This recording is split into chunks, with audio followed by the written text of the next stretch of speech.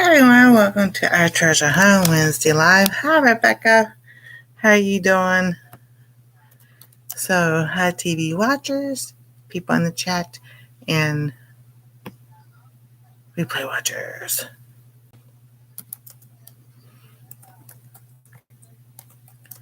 It's been a day. I'll tell y'all in just a moment.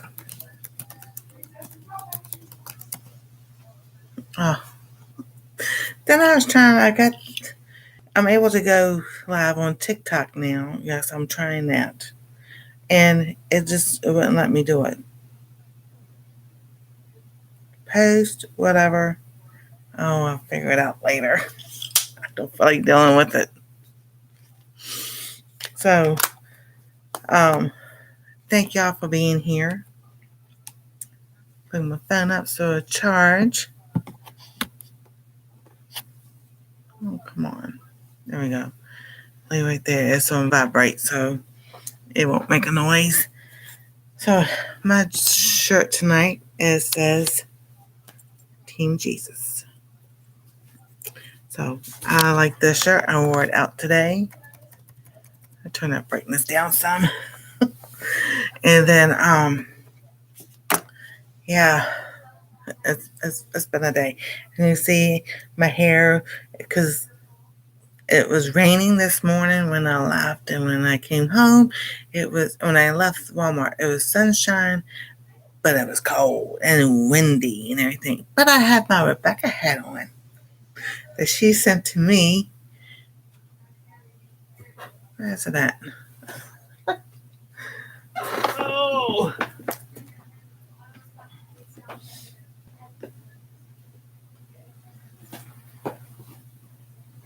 Oh, come on. Where did it go? When I got home, I just took my coat off. I was so frustrated. Where did I put it? I'll find it in a moment.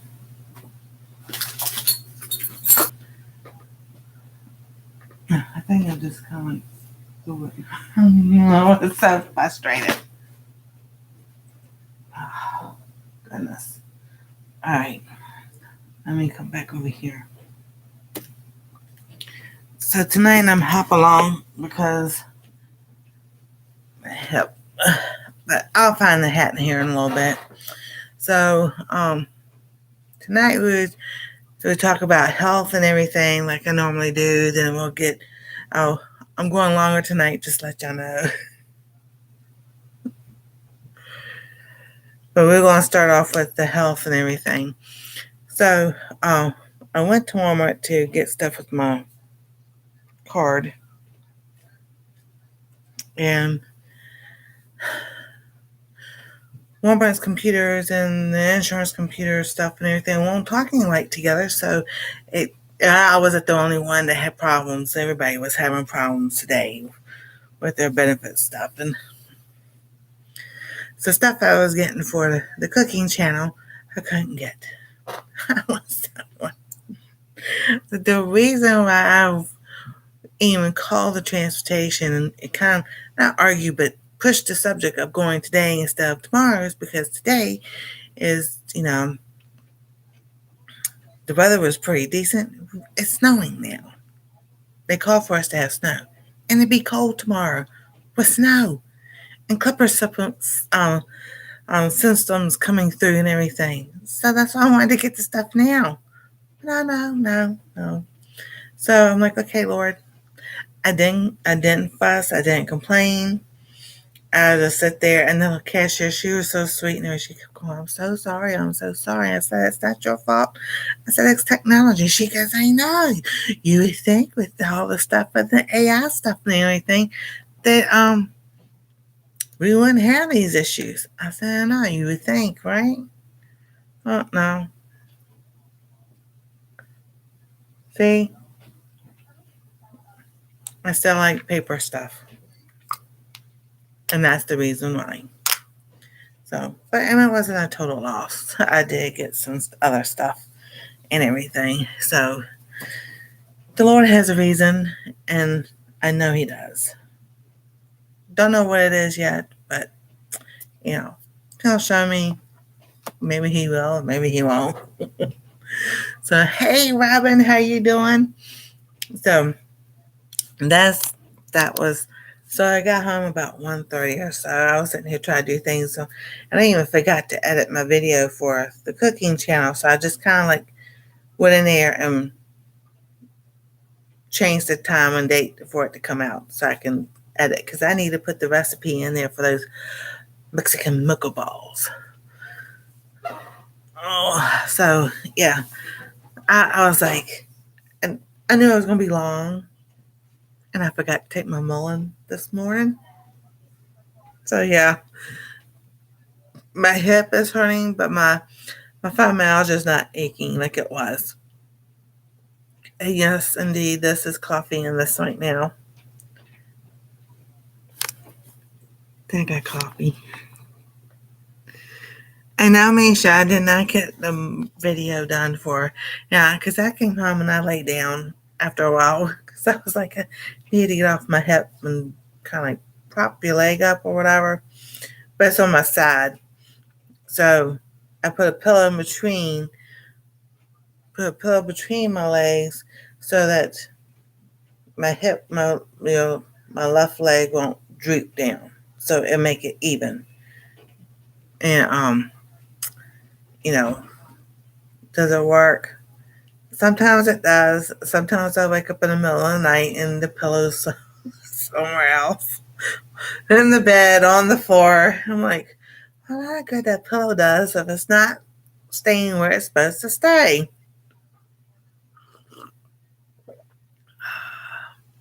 So, yes, I am. This is actually talking about health stuff. So, what I like to put in my coffee is what I made. This is cocoa powder, Hershey's cocoa powder. It's got nutmeg, ginger, cinnamon, cloves, and cardamom in there because it's good for your heart and everything. Oh, thank you. Yeah, the weather. Yeah, get ready because it's coming to you whether they say it or not. And I got one, so.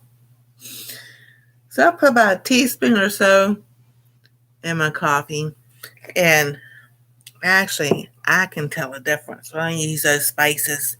They work so well. And then, while I was at Walmart, I was pricing things, and I was looking at the teas and everything. I like traditions medicinal teas. So, they have not all of them that they actually have. You have to go to their website. Now, that one I'm not a affiliate. So, real quick disclaimer, and don't clear your watch history if you're running for people's playlists and everything. Don't clear your own watch history if you're a content creator because it will delete your hours. So, just to remind everybody, don't delete your history. So, thank y'all so much. My hours are going back up. They had the ginger tea. It was chamomile and a couple of others. And I was just like, the turmeric and ginger. I'm like, I'm going to pay $5 for this. I can just take, oh, yeah, exactly. That was Monday's live and everything, explained about that. Yeah. YouTube changes everything all the time. That's all I can say. 4 weeks ago, it says that. Somebody was discussing with me and didn't say that. I'm like, one thing will be one day, they change it the next day. My suggestion now, I know this from experience. If somebody has been watching my playlist and they delete the history, I lost hours. And it wasn't just a few hours here or there, it was a chunk of hours. So if your hours are going down, that is mostly the cause of your hours. People deleting their history.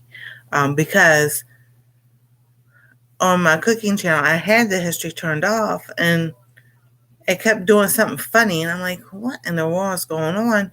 So it kept telling me to turn the history on. I'm like, I didn't want the history on because I don't need the history on. So I said I didn't want it on, like when you click on, if you're on a laptop or a computer, for the type left hand corner, you click on YouTube, your homepage is empty. They ain't gonna show you nothing, no suggestions or nothing, because your history's off. You gotta have your history on. And then on that left side, then you can go down to where it says subscriptions, and you click on that, and that'll give you all your channels that you're subscribed to. But the home page gives you a mix of both, suggestions of what of stuff you've seen, so they suggest other ones, plus your people you're subscribed to. So if you just want to see who you subscribe to, on that left-hand side, if you're on a laptop or a computer, on the left-hand side, hit subscriptions, and it'll show you that. If you're on your phone and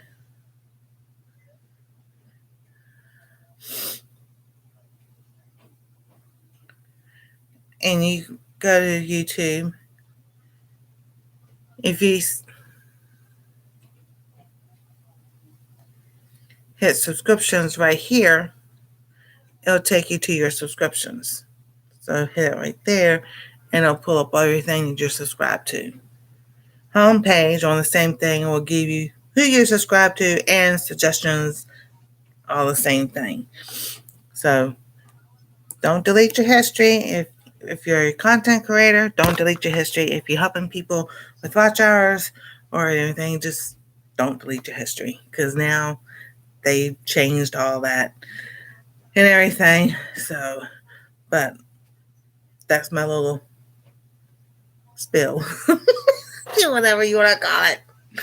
So I was looking at the teas, and I'm like, I've got this big jar because of turmeric, because I bought a packet, a big packet of it. I'm like, I could take a teaspoon of turmeric and like a 4th teaspoon of ginger, because ginger's kind of strong. Put it in a coffee filter, and like I showed y'all Monday night, and make my own tea. I'm like, that's ridiculous. And then I can make as much as I want, instead of buying $5 for like 20 bags of teas. I'm like, you can get a whole 100 pack of coffee filters and make as many as you want. I was like, oh no, I was like, okay.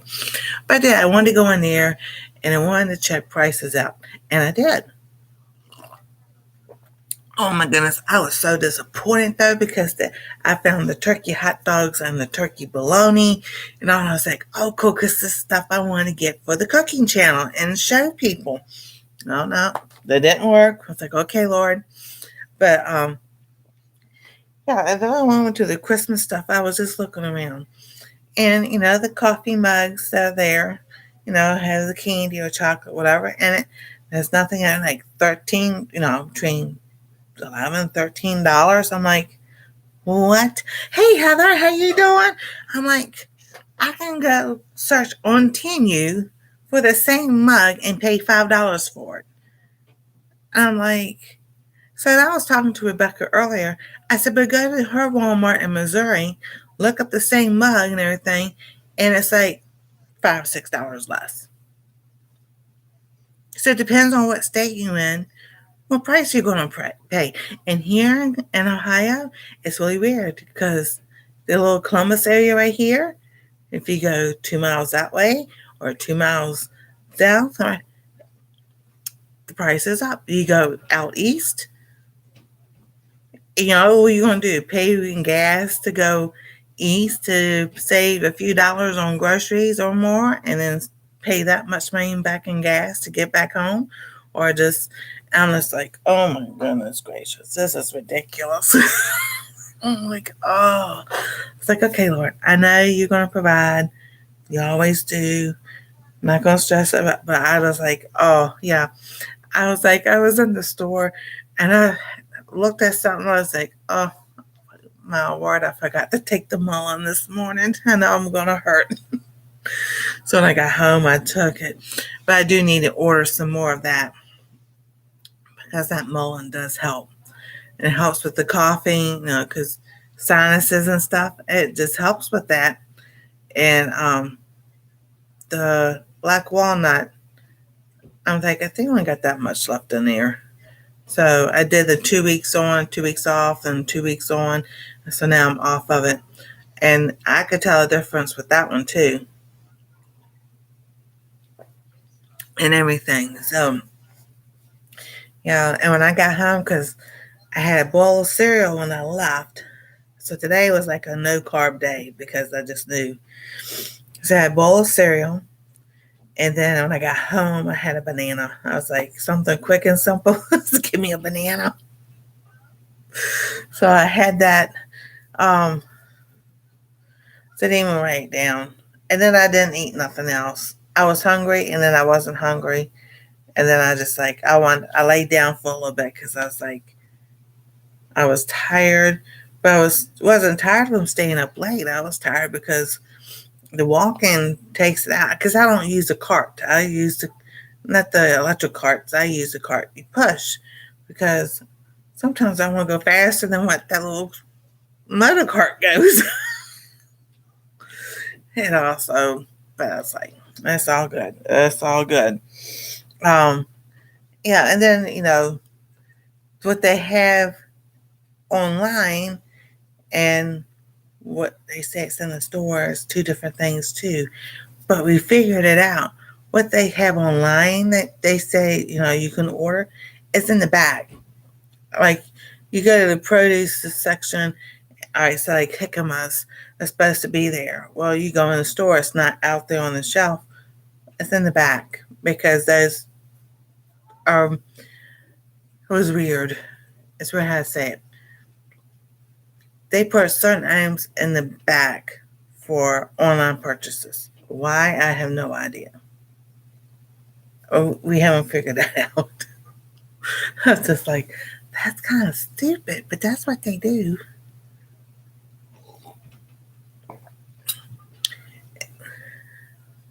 And here's another trick. I don't know if I should say it or not. All right, so when you buy, all right, so you have to pay the delivery fee. But if you join, you pay that join fee or your groceries. And then when you get it, you can cancel it. Because I don't order from Walmart all the time. So I pay $12 or whatever a month for something I don't use every single month. But that's one way you can do things. Hello, Mr. and Mrs. Joe, Mr. Walter, Mr. and Mrs. Walter Joe. We had a great time last night. Yes, I'll be doing singing and everything tonight too. But first we'll start about the health and everything. And I have this heating pad on my back. I was okay. I was a little chilly until I started drinking the coffee. So man, I don't want to change my shirt because my arm is getting really well. This is actually going back to skin tone color right here. And it's getting there. It, has its moments, but it's not as bad as it was. So, and then we're going to turn the heat down. But it's actually snowing outside, y'all. I'm so excited. Food recipes, singing, and crafting. Yes, so we'll be doing that again tonight. So I know I'm staying up late and everything, and I know if y'all have to go to bed, I understand that and everything. But so I'm good with that. But I got my books over here. I'm prepared tonight. How about that? Except, the only reason I was late starting was because I was trying to figure out how to go live on TikTok because I was going to do both. And I was like, forget it. I'll figure it out tomorrow. And not do it at 5 minutes before I go live. That helps.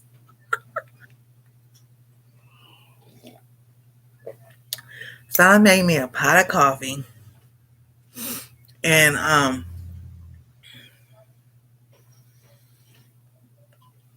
didn't make the popcorn because I didn't get back down here in time. So, since I was out and everything, doing what I was doing and frustrated, because my card wasn't, it was Walmart. So I'll make popcorn tomorrow, and we'll string popcorn to hang up, put on the tree. And actually, I bought an extension cord. So now the star, see the star blinking? The star's there. They didn't even notice. That's so funny. But that's all right. They'll notice tomorrow. So I did not get those cookbooks yet. So yeah, I told a fib. I said I was prepared. I was prepared. No, I'm not. Alrighty.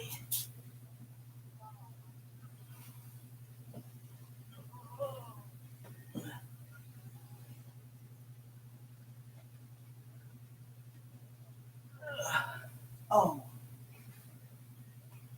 Yeah, the thing is, dude, I'm definitely, after the first of the year, going to go see a chiropractor because I know exactly what's going on with this left hip. Because I can feel it. What a feeling. Da da da. Y'all know that? Dave, I'm gonna remember. Whoops. We saw that movie and everything. So, all right. So we're gonna start with some books. All right. Let me get myself started. So, doing a low carb. I'm actually staying even. I haven't lost any weight. I did get on the scales this morning. So it's staying the same thing. And I'm just like, all right, what is going on? So when I sit there and had the oatmeal this morning, I forgot to put the flaxseed in it.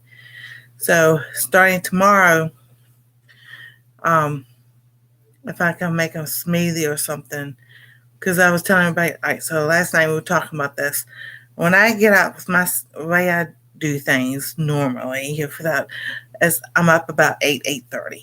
Get up, everybody goes to the restroom, start the pot of coffee and everything. I sit down.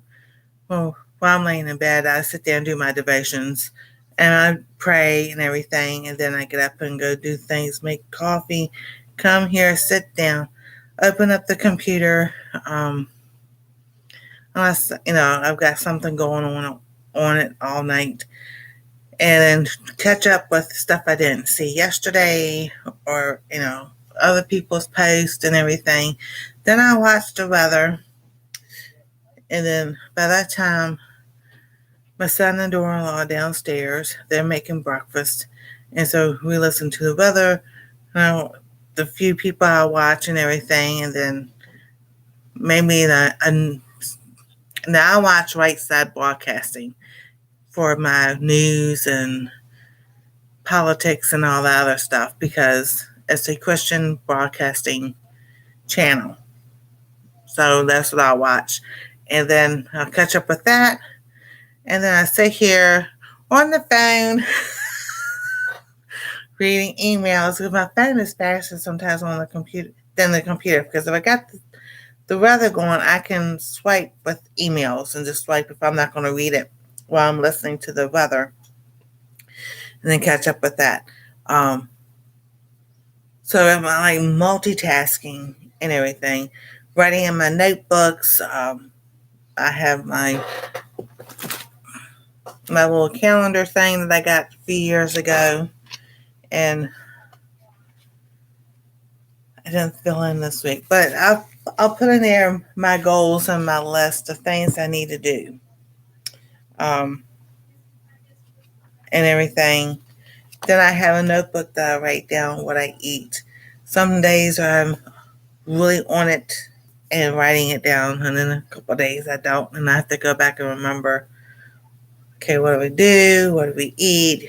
What was made tonight? So tonight they had potato wedges and fried chicken, well, baked chicken. We didn't fry it. We baked the chicken legs, and corn. So that's what we had. But I knew it was something that I don't know what it was. I don't know if it was me for being outside or anything. But as soon as the potatoes, they were spicy because I know he likes spices on his. But as soon as I ate those chicken legs, oh my goodness, my eyes here and right here started itching and burning. And I'm like, what the world? So I had to go wipe the chicken off. And when I did, I ate the chicken again, I was fine. So I was like, what in the world was that all about? So, and it's the same spices he always uses. Nothing changed. Nothing, it's like, I don't know. But I just know my eyes right there, like right here, if y'all see, I was itching. Oh my goodness, itching and burning at the same time. And I'm like, oh, I, that's how sometimes so some people have an allergic reaction. It can happen immediately like that. So I don't know. All the blood work comes back fine. And it was chicken. It wasn't hamburger or ground beef or anything like that. So I'm like, well, that's a good experience for tonight. Because people think of food allergies. Um, and that's what you think of when someone has something that your body doesn't want in your system and everything. It has an immediate reaction just like that. That's like back in, I'm going to do something with that kitchen light. You know what? I know what I'm going to do. I'll be down here for a while. Stop trying to. All right. We're going to try to walk without the cane.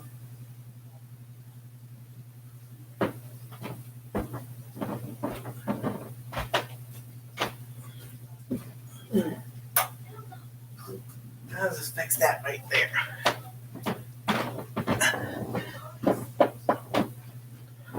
All right. There we go. So when people think of having food reactions, that's what we think of, having it immediately. So 4 or 5 years ago, say when we were eating the Chinese food, and I had the I don't want to say beef teriyaki or something or other. It was a beef one, and I mean, I was like, I couldn't breathe. Yeah, I know I did. Stiff like it.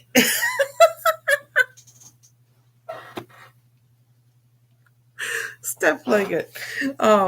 So, and that's where we kind of like start putting two together. So tonight I still don't know what happened, but I was like, how to fix it. So sometimes when someone has a food reaction, I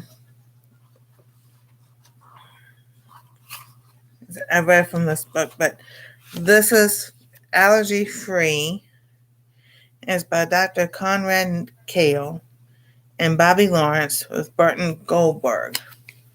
So this is the book I'm reading from. It says, it talks about eczema.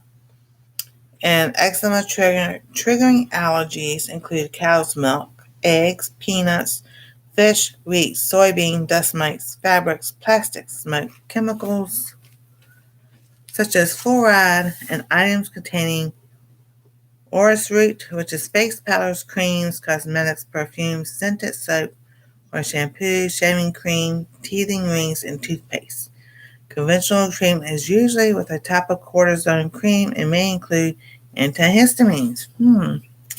Which what they've given me, but when I had those cortisone shots, I ended up with the blood clots. Did the allergist listen to that? No, they didn't. And I'm just like, I just told you I can't have cortisone because I end up having blood clots, and they give me cortisone cream, a prescription for it. So up to 20% of the U.S. population has experienced outbreaks of hives, known technically as URTICARIA. Hives are characterized by eruptions of red, raised, swollen whelps that can appear on any part of the body, but to the tender clusters of the arms, legs, and trunk. They resemble mosquito bites in various sizes, extremely itchy. They spread when scratched and can last from hours to days. Well, this has been lasting for months. So it's like, but it's getting better. It's when it's dry, um, yeah, it needs moisturizer, but that's it's just going away. Exactly. Celebrate the small stuff. You got that right. All right. So common triggers are drugs such as penicillin, aspirin, sulfur, anticonvulsive drugs, and phenobarbital. Other common allergies include strawberries, shellfish, peanuts, soy, beef, citrus, tomatoes, milk, eggs, and various chemicals found in laundry, soaps, fabric softeners, and cosmetics. Insect stings, pollens, mold, dust, and animal dander may also spark hives, and sometimes sunlight or cold weather will heighten the reaction. Hives are conventionally treated with cortisone creams, antihistamines, and other anti-inflammatory drugs.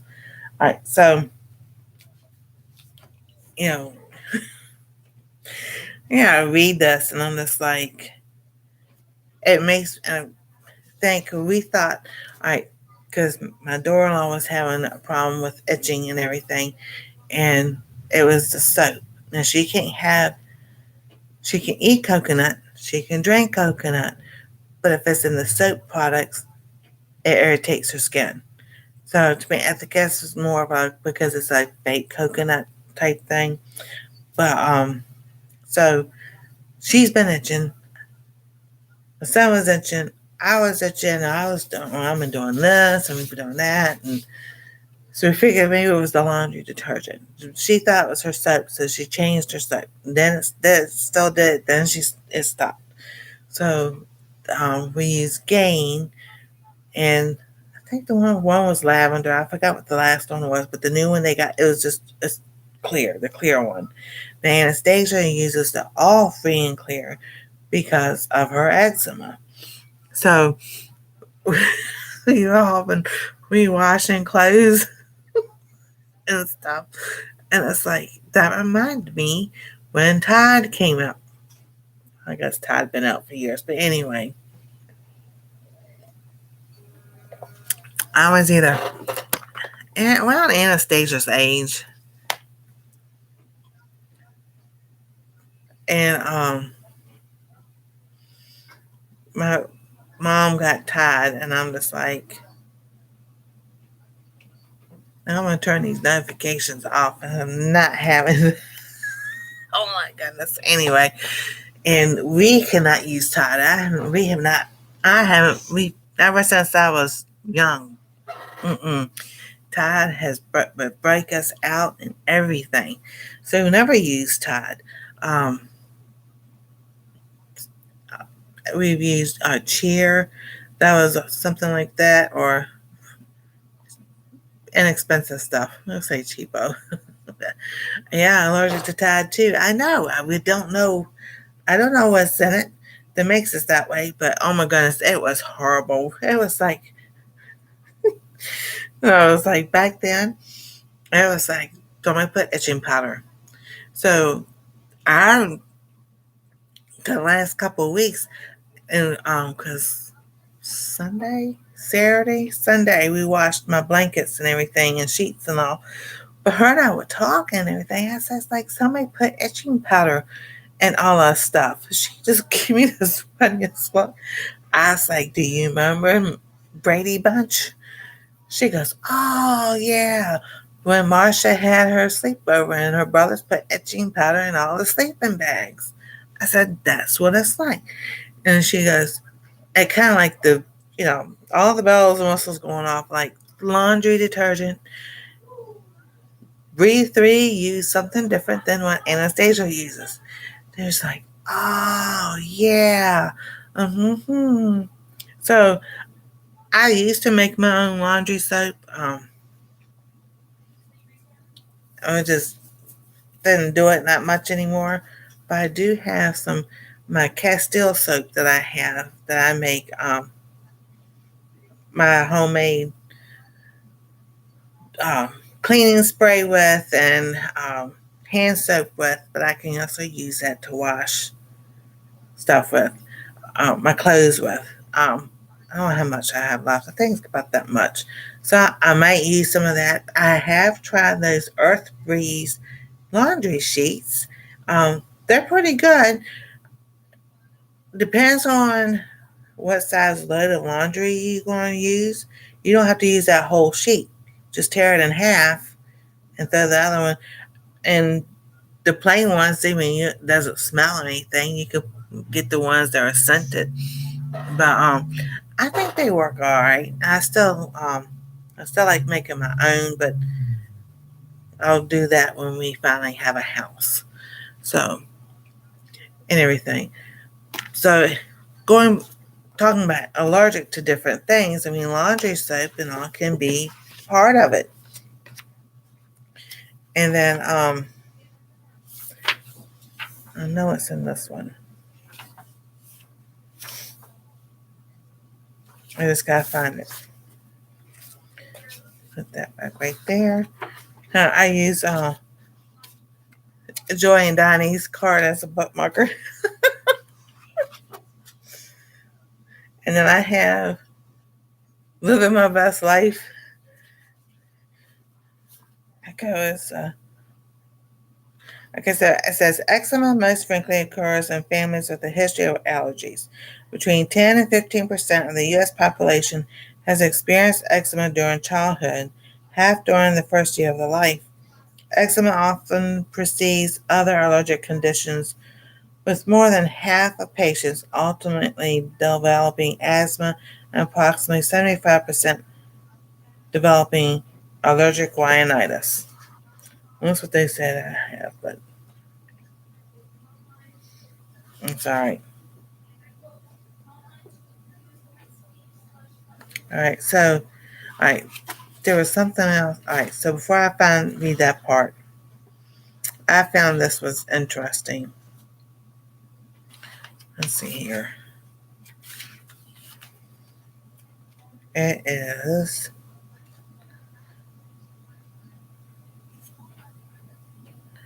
the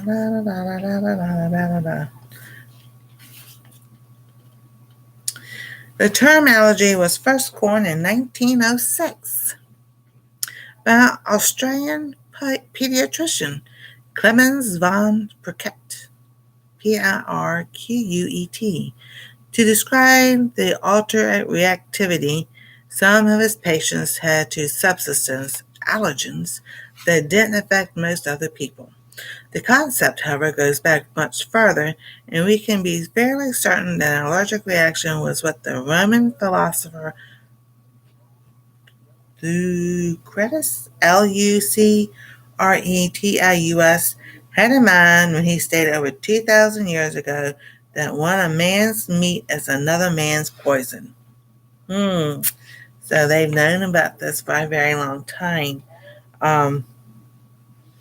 See, the original meaning of allergy referred to an altered response to a substance, but by 1925, the majority of American allergists had accepted a narrow definition to describe an adverse immune system response, particularly one that could be scientifically demonstrated with the introduction of a substance such as pollen, mold, animal dander, and dust via skin prick test.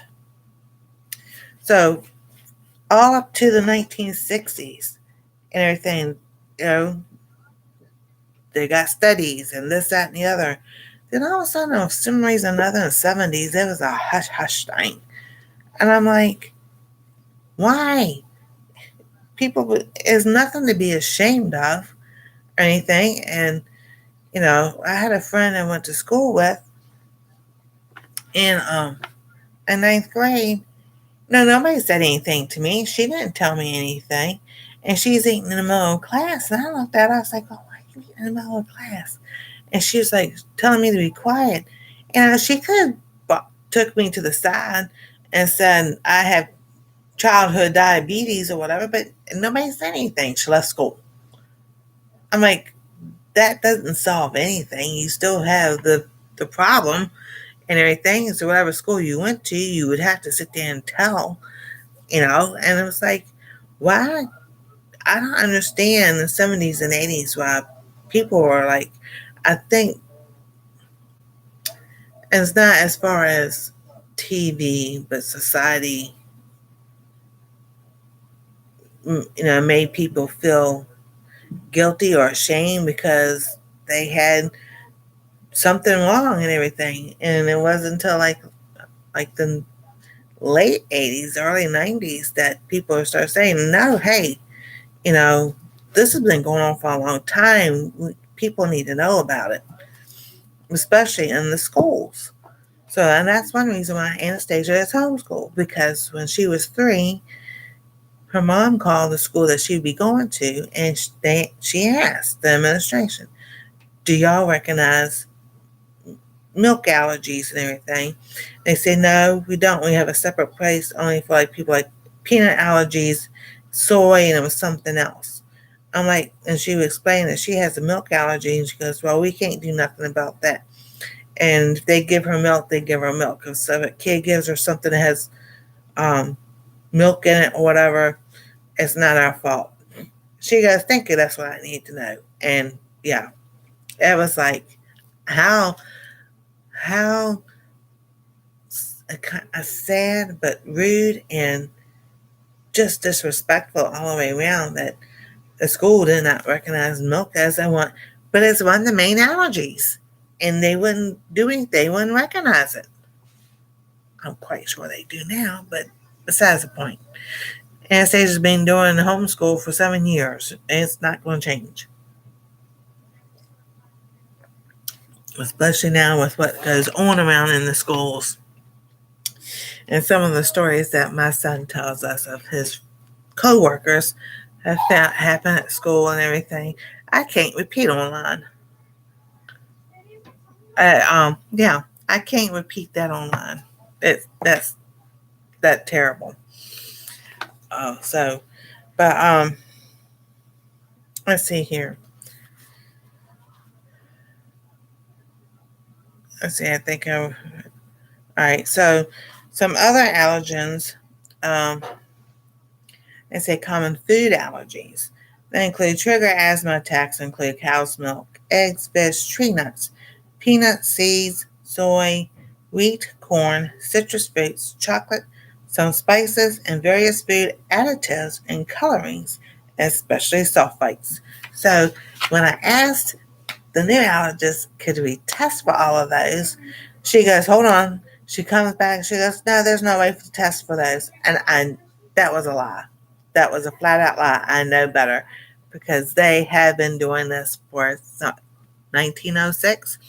Yes, we pulled my youngest one out of school after 4th grade. He's now 16. I'm still home. Exactly. And, you know, it, as name in the pew pew shootings, whatever, at school that you have to worry about is the other kids are what they're doing. Heather text me later or tomorrow or something. I'll tell you what happened if you want to know. But I mean, it's like 12-year-old kids, stuff they shouldn't even know about. And I can't say it on YouTube, and I can't say it loud anyway, because Anastasia doesn't know about it, and that's the way we're just going to keep it. You know, just kind of boggled in my mind. But I'm like, But, those are the main. All right, so various coloring, especially sulfites. Now, my daughter-in-law told us, let's see, I didn't even click two to two together, that her sister was allergic to the red food coloring dye, red 40. She couldn't have anything in it. So it's like, so she already knows. And they say they look at everything, when they buy stuff. But thankfully, our HHR, Mr. Kennedy, Robert Kennedy Jr., I'm telling you, they're on it. Yes, and the bullying. My son, he was all the time. And I called the news. I had called the local news station. And I said, they go, we know. I'm like, what do you mean you know? He goes, do you know how many calls we get a day about the bullying in the school? That's why you need to do a report on it. He goes, there's too much, and the schools won't do anything about it. I say, yeah, I know, because I called the school to report it, and they told me, this is the county that we lived in, their administration told us it's easier to teach the kids who are being bullied how to handle the bully than to deal with the bullies themselves, because there's too many of them. I said, I'll tell you right now how to handle the bully. And the lady goes, I don't think I want to know. I said, are you sure about that? Because apparently there's no correction at the home, so the school needs to do the correction. She knew exactly what I meant.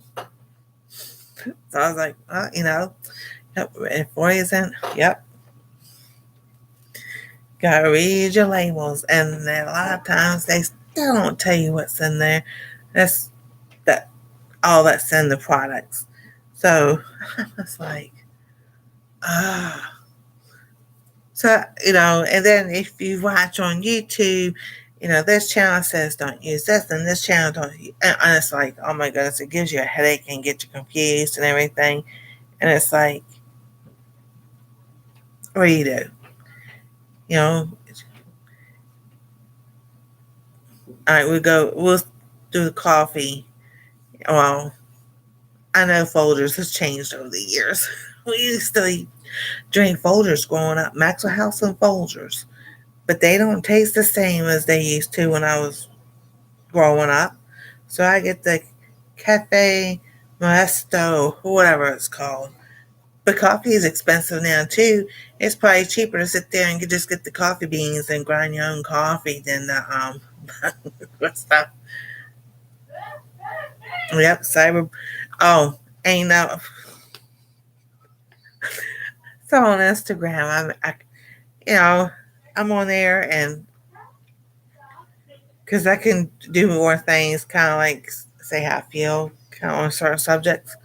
So this guy, he's sitting there bantering with me, and I mean, it's like, so if you don't like this post, why are you even here? And then so I explained nicely. My brother-in-law came over from Cambodia. If y'all have not seen the movie The Killing Fields, you need to go watch it. My brother-in-law went through all that twice to escape the communism there before they were able to come to America. But before they could come here, they had to have a sponsor. Then when they learned English and everything, there was a long process for them. But yeah, truly, they are more better coffees. Yes, they are. So I was saying that, and then he said something about my mama. I'm like, oh, I'm adopted. You know my mama. Can you go find her for me? He didn't say anything else. And I'm just like, I've got to, they want to, debate. I'll debate with them. I'll just put them right in their place, They're trying to think, offend me, but they're going to say something about my mama. I'm just like, I got proof I'm adopted. I've done the DNA. I didn't say all that, but I've done the DNA test and everything. I'm adopted, Oh, because, people think, oh, you're going to say something about your mama, you're going to get offended, take up for your mom. No, I'm adopted. You know who my real mom is? Can you please go find her and come? I was like, and these people, they don't have no picture or anything like that. And I was just like, if you're not, apparently you're not from this country because you're just saying stupid stuff. I don't know. Some of the ones in this country are saying stupid stuff. So, but, you know, my Instagram is where I post a lot of the food and everything that I was eating when my hands were so bad. And I just couldn't do videos. I would sit and talk. So a lot of those videos, when I'm sitting there talking and everything, is because, my hands were wrapped up. Um, we had, I would say, easy meals for me to do for Anastasia's breakfast and lunch and everything. A lot of times, a lot of salads, and fresh vegetables like cucumbers and carrots and everything, so that she make a plate or whatever. And we did do different things. We had French toast for breakfast and pancakes, and sometimes it was eggs, and we had fun. And not thinking that this could be right here. I kept asking my allergist, could it be from an additive or something that's in the foods that I'm eating? We can't test for that. Like, I know you can. They've been testing for a long time. It's like, so it's been a month and a week, or a month and 4 days. I have not had no more allergy shots. Um, I don't get the headaches like I was getting, and then um, I don't feel like I have to go take a nap because of that, which is your body adjusting. But I was like, no, I just decided, and I need to talk to my insurance company more about all that. So something underneath my desk, like on my foot, it was a piece of paper. So here, like I said, it talks about some various food additives and colorings, especially sulfites. Aspirin and acetaminophen also can prompt asthma. Some other triggers are animal dander, dust mites, mold, chlorine, car exhaust fumes, tobacco smoke, smoke from a wood-burning stove or fireplace, latex cleaning chemicals, newsprint, and fabric dyes, and formaldehyde-containing sprays, polishes, building materials, fabrics, and other personal hygiene products. Okay, dokie. So, yeah, you never thought about a wood-burning stove or fireplace. I did know about latex, and especially cleaning chemicals. Oh my goodness! When I was expecting my oldest son, I couldn't. I was okay with bleach, but once, man, when I was expecting him, I could not stand the smell of bleach. It took me years. So, 90, 35. Yeah, so about 20 years. It took me about 20 years. I can tolerate the smell of bleach. And I can smell it. As soon as somebody even opens it, I'm like, you got bleach somewhere. They're like, how do you know? So the nose, So I was like the other day, we were sitting here and everything, and I'm like, I smell cigarette smoke. I'm like, where in the world is this stuff coming from? So they were upstairs. I'm like, you smell cigarette smoke? No, we don't smell anything. So, and I'm like, I was upstairs in Anastasia's room the other night, and her mom and dad, somebody came in, and I'm just like, do y'all smell cigarette smoke? And like, my son, he's serious, but he's playing around. He goes, it's all in my head. I said, it's not in my head. Some are allergic to aluminum and deodorants and antiperspirants. Exactly. So we have the aluminum-free deodorants and everything. Hey, Georgia, good to see you. Oh my goodness. So tonight, I was looking standing outside Anastasia's window, and I sat down in bed, and I went to go like this. I'm like, so where's that coming from? And so I was doing it again. I'm like, Anastasia, I said, did you put something on your curtain? She goes, no, mom and dad did. I'm like, is that so that you can, like, there's, in the room with you or something, another dimension? She goes, no.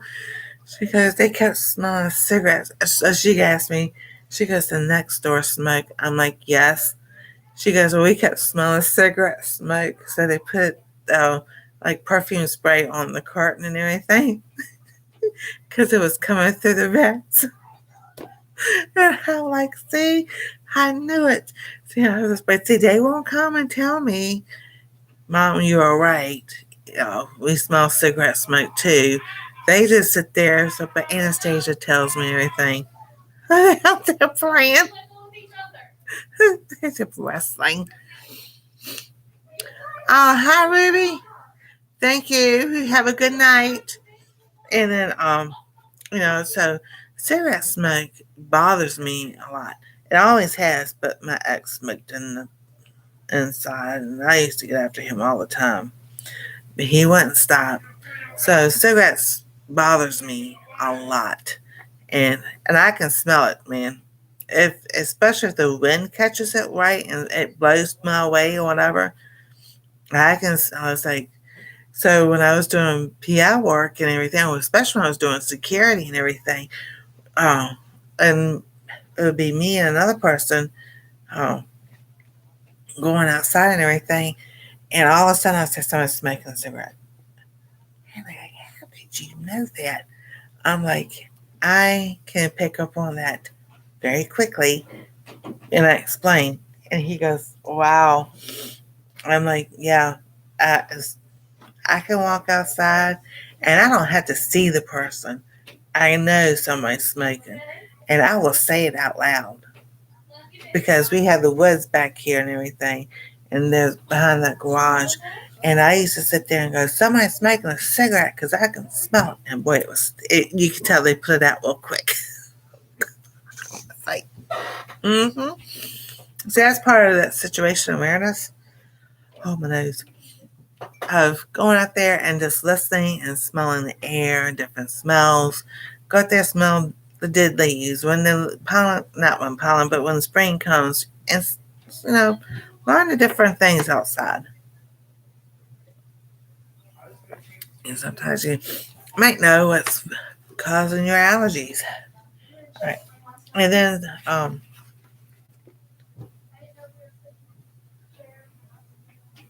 I don't think they've come down to get their blankets yet. Well, they may have because they closed the door. All right, so it says conventional drug treatments for asthma focus on controlling or preventing symptoms. Common prescription medications include oral and inhaled corticosteroids, cortisone, and epinephrine shots, including some home kits for emergencies. The same thing, especially to prevent anti-inflammation. And then newer adrenaline mimics called beta-agonists, such as albuterol, usually prescribed, and a bronchodilator, which my oldest son has asthma because of smoking in the house. Now, this book was written in, the copyright was 2000. I think it was written before then. And a lot of the stuff is at the Library of Congress. So if anybody wants to know the information, just email me or put it in the description later. But also I wanted to read. Let's talk about the IAG and everything. Let's see here. It says food-induced anaphylaxis is the leading cause of anaphylaxis in children. The foods most frequently eliciting this response are seafood, peanuts, tree nuts, eggs, and milk. Pharmaceuticals such as penicillin made from mold and aspirin, as well as insect bites, are also common triggers. Each year, approximately 100 people in the U.S. die from food-related anaphylaxis, and 40 die from anaphylactic shock triggered by insect stings. So this was back in 2000.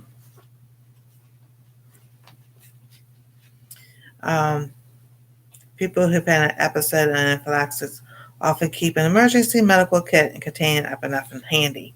So we do have EpiPens. I have one. Um, because the symptoms I told my first allergist, she goes, yeah, and immediately she said alpha gall. And then we did the test and it came back negative, and then just don't eat what causes the triggers. I'm like, why doesn't it show up? But I was talking to Cynthia from Cynthia and Craft some more, and she said she talked to her allergist and asked, and she goes, there are some times it just does not show up on the test. And just like if you have a milk intolerance, you might not have a full blown allergy, so it won't show up on the test. And here's the ironic thing: every time I went to go do the blood work, I made sure I ate pork and beef and everything to see if they would show up on the test. It still wouldn't show up on the test. I was like, oh, come on. Something's got to be doing this. My son goes, it's all in your head. I told Anastasia, next time he says that, I'm like, yeah, that's right, because my body is telling, signal up to my brain. The brain is saying, oh, we don't like this, and so we're going to have a reaction. So, so that's right, because the brain is working.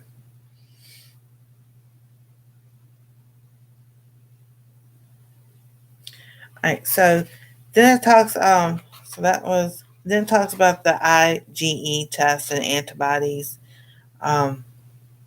There's a rush of histines, and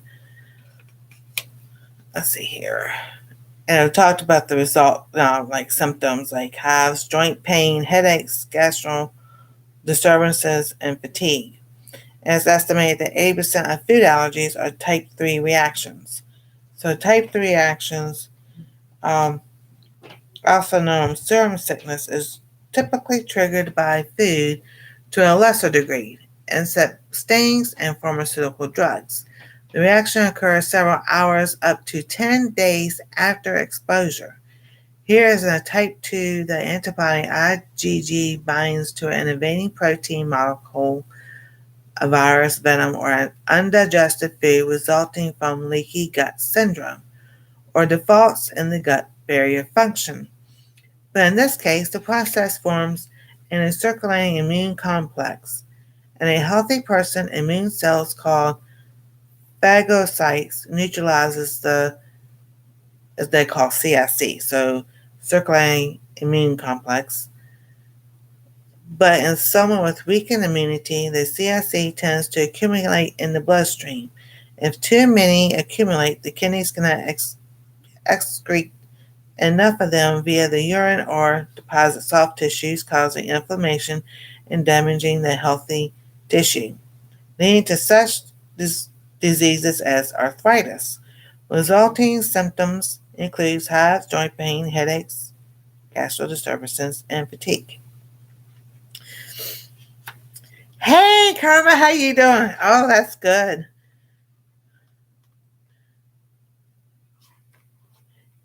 Oh, whistle while you work. I used to whistle. Da, da, da, da, da, da, da, da, whistle while you work. When there's too much to do, don't let it bother you. Da, da, da, da, da, da, da, da, da, da, da, da. I better stop before I get a copyright. All right, so then it talks about contact dermatitis. Says not all cases of contact dermatitis are allergic reactions. If you touch bleach or another noxious chemical, for example, it's normal to get a rash, an irritant. If you experience skin reactions after touching typical noxious substance such as jewelry or latex gloves, then you have allergic contact dermatitis. Typically, the allergic reaction starts 24 hours up to 6 days after contact and may last a week or longer. Irritant contact dermatitis develops within 2 days after exposure and appears within 96 hours depending on the toxicity of the substance and duration of exposure. So that's what I was thinking. It was the laundry detergent. But, if it's the laundry detergent and I'm wearing long sleeves, is that causing an issue? But, like I was explaining with my arm, since I'm left-handed. So when you're writing, your arm is not out to write. You can't really, you could if you had to. But you've got the paper and you hold it like this and you're writing. So it's closed. My arm's closed. My right arm is out when I was holding the mouse, and I could hold it out like this. So it cleared up. So was it contact dermatitis?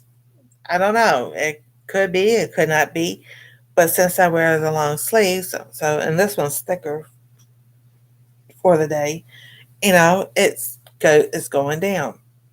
So I still think it's something else. I ain't even kicked on yet anyway.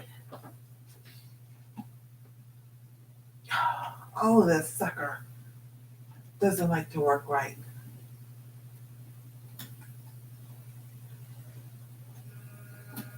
You gotta turn it off, count to 10, turn it back on, so you can push the button. No, we can't change the thermostat thing because it's they say it's against your there you go. Leaks. And I'm like, okay, whatever. Just whatever. So, is it contact dermatitis? It could be. I still say it's something from I'm eating. And then it goes on about more food sensitivities. It talks about the antibodies and symptoms of food sensitivities can be immediate or delayed and often manifested as gastrointestinal problems such as belching, bloating, gas, and diarrhea, headaches, lack of mental clarity, and fatigue. Additives in foods such as monosodium glutamate, tyrosine, and talks about yellow 5, dye 5, aspartame, found NutraSweet and equal, and sulfates have been shown to trigger adverse reactions, including headaches and hyperactivity in children. So they always kept saying, it's the sugar, it's the sugar, it's the sugar, and I the sugar. Here, this other junk.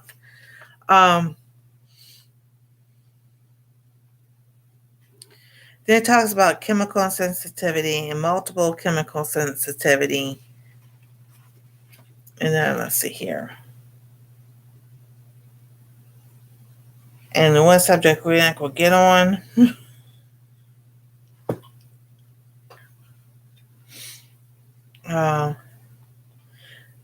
Let's see here.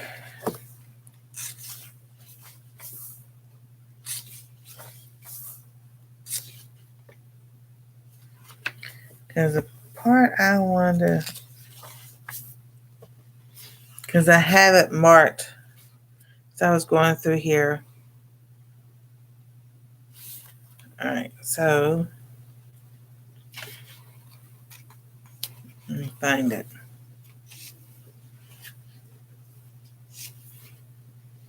I mean, that's an interesting book. I need to get back to reading. So,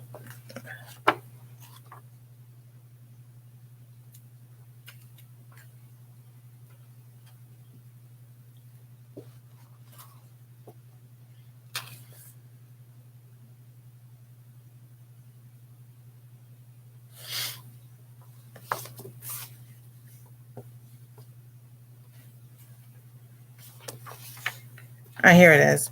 So the most common allergic reactions occur immediately after exposure to a certain substance, peanuts, pollen, bee venom, or cats, for example. These reactions are typically caused by an IgE antibodies resulting in a runny nose, watery eyes, itching, and skin rashes. More severe reactions include constriction of the bronchial tubes and difficulty breathing. Delayed allergies are another type of allergic reaction which can manifest symptoms up to 72 hours after exposure to a triggering substance. These symptoms often appear as illness or disorders seemingly unrelated to allergy, such as lethargy, attention deficit disorder, fatigue, hyperactivity, itchy skin, mood swings, insomnia, and joint inflammation. Many of these reactions are caused by IgG immunoglobulins. Up to 8 different medical conditions from arthritis, asthma, and autism to insomnia and diabetes have been clinically associated with the IgG food allergy reactions. So that's why I kept pushing and kept pushing. And it's like they listened a little bit, then they didn't want to listen anymore. So I'm just like, you know, God has given us a brain. We know our bodies better than the doctors do. We go to them to help for advice, to help what's going on, figure out, let's do the blood work, let's do this test, let's do that test. Well, we did the IgE, I did that with the beef twice. One did the pork. I've had the latex and I've had the soy, and it all comes back negative. So I'm like, okay, so let's see what else is going on. So after the first of the year, I might just start going to Anastasia's doctor. Just so I can sit there and like, okay, this is what I've done, and this is what's still going on from something I'm eating. Is it's something in the spices? Could it be paprika? Could it be the nightshades? Could it be, something, it's in the beef, whatever food that, could it be the corn or whatever they feed, everything. My son goes, I'm not going vegetarian. I'm like, I didn't say go vegetarian. I was like, I'm not telling you. I'm like, I have to be really careful with what I eat and everything. Because, like I said, tonight, see, I'm still itching a little bit. But I'm telling you, oh my goodness, my makeup, I had no makeup on. And my face was just, my eyes were watering. It was itching. I'm just like, okay, something's not right. And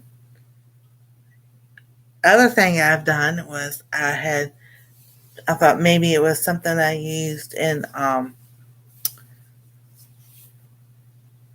my castor oil and olive oil blend and everything, because I got the black cumin seed oil because I was trying that.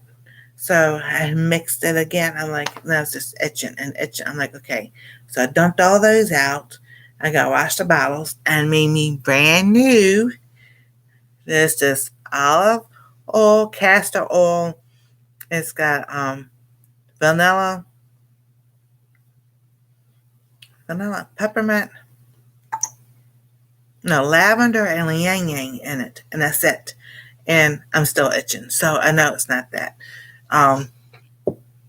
The mushroom complex from Wild and Organic, I stopped taking that because I want to see. So it's not that I'm used it. So it's not that. Other things that I was trying, I stopped, did the cleanse. So it was none of those things that I was taking. And I'm like, okay, so it's still something I'm eating. We just have not figured it out yet. So from now on, when they go to cook, I just like to set mine to the side. I'll just, eat mine later, fix mine after they finish, or I'll cook mine before they cook. So like tomorrow, we're having chicken noodle dish. They call it chicken noodle dish. It's just chicken and dumpling, not chicken and dumplings. It's just chicken noodle soup. So, and he's fixed it. My son's fixed it before and everything. I've ate it before. Same spices, nothing. No reaction whatsoever. So, was it from going out today and being out in elements and everything? I had a reaction, something triggered. We don't know. Like, I can't just live in a bubble. They said they're going to put me in a bubble. Like, I can't live in a bubble. You remember that after school special? Oh my goodness, years ago, it was about the boy that they put him in a bubble because he just couldn't function, I don't know. I was like, no, I'm not going to be put in a bubble. That ain't happening either. All right, I'm going to go get me some more coffee because this has gotten cold. But also, I need to get something to snack on because, like I said, I had breakfast, then I had dinner, but we ate dinner early. Let me do that for a reason. Oh, yes, I am getting the cane right now because I know better.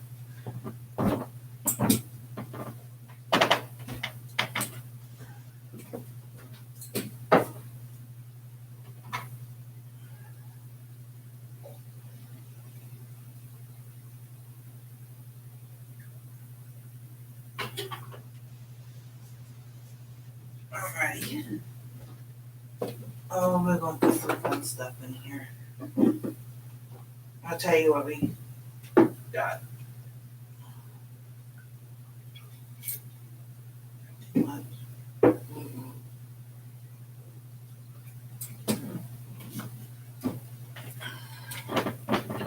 Alrighty. So we have those I want to say tortini, but it's not that. It's the flavored stuff. It's got like the toasted marshmallows and all that stuff, different flavors. That let me get the name.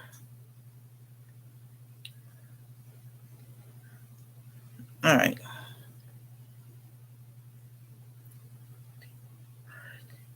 TOR flavor syrup. That's what I was just saying.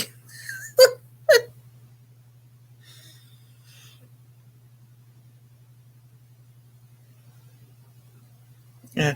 Torani. There we go. The Torani. Well, that's the first time I've had today, So, and we don't get them all the time because, now they're expensive too. So, we just use it every once in a while.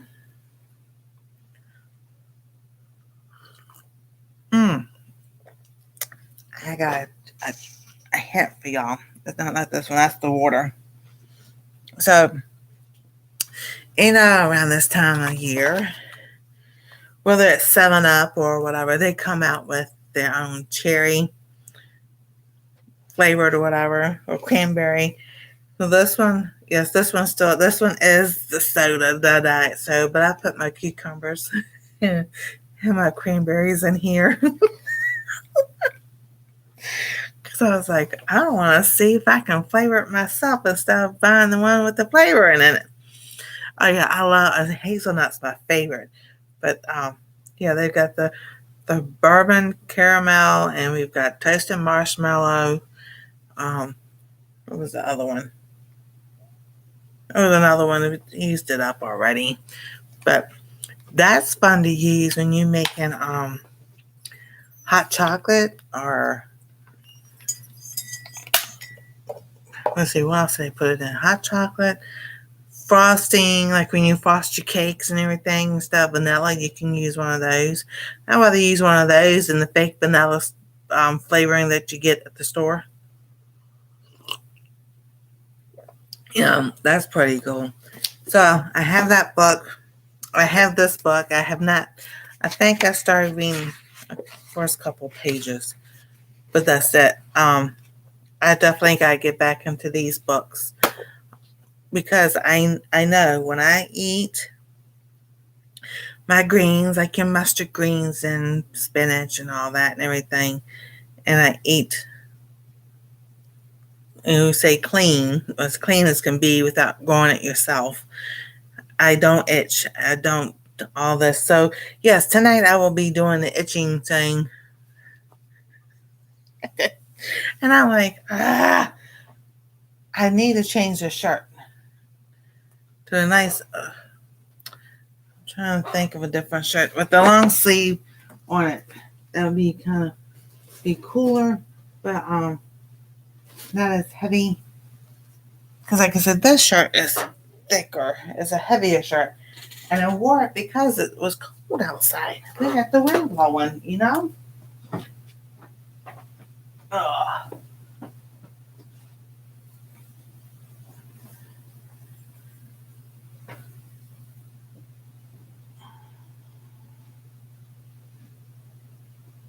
You know what? This one's that way. Let me put this one on. That's nice and thin.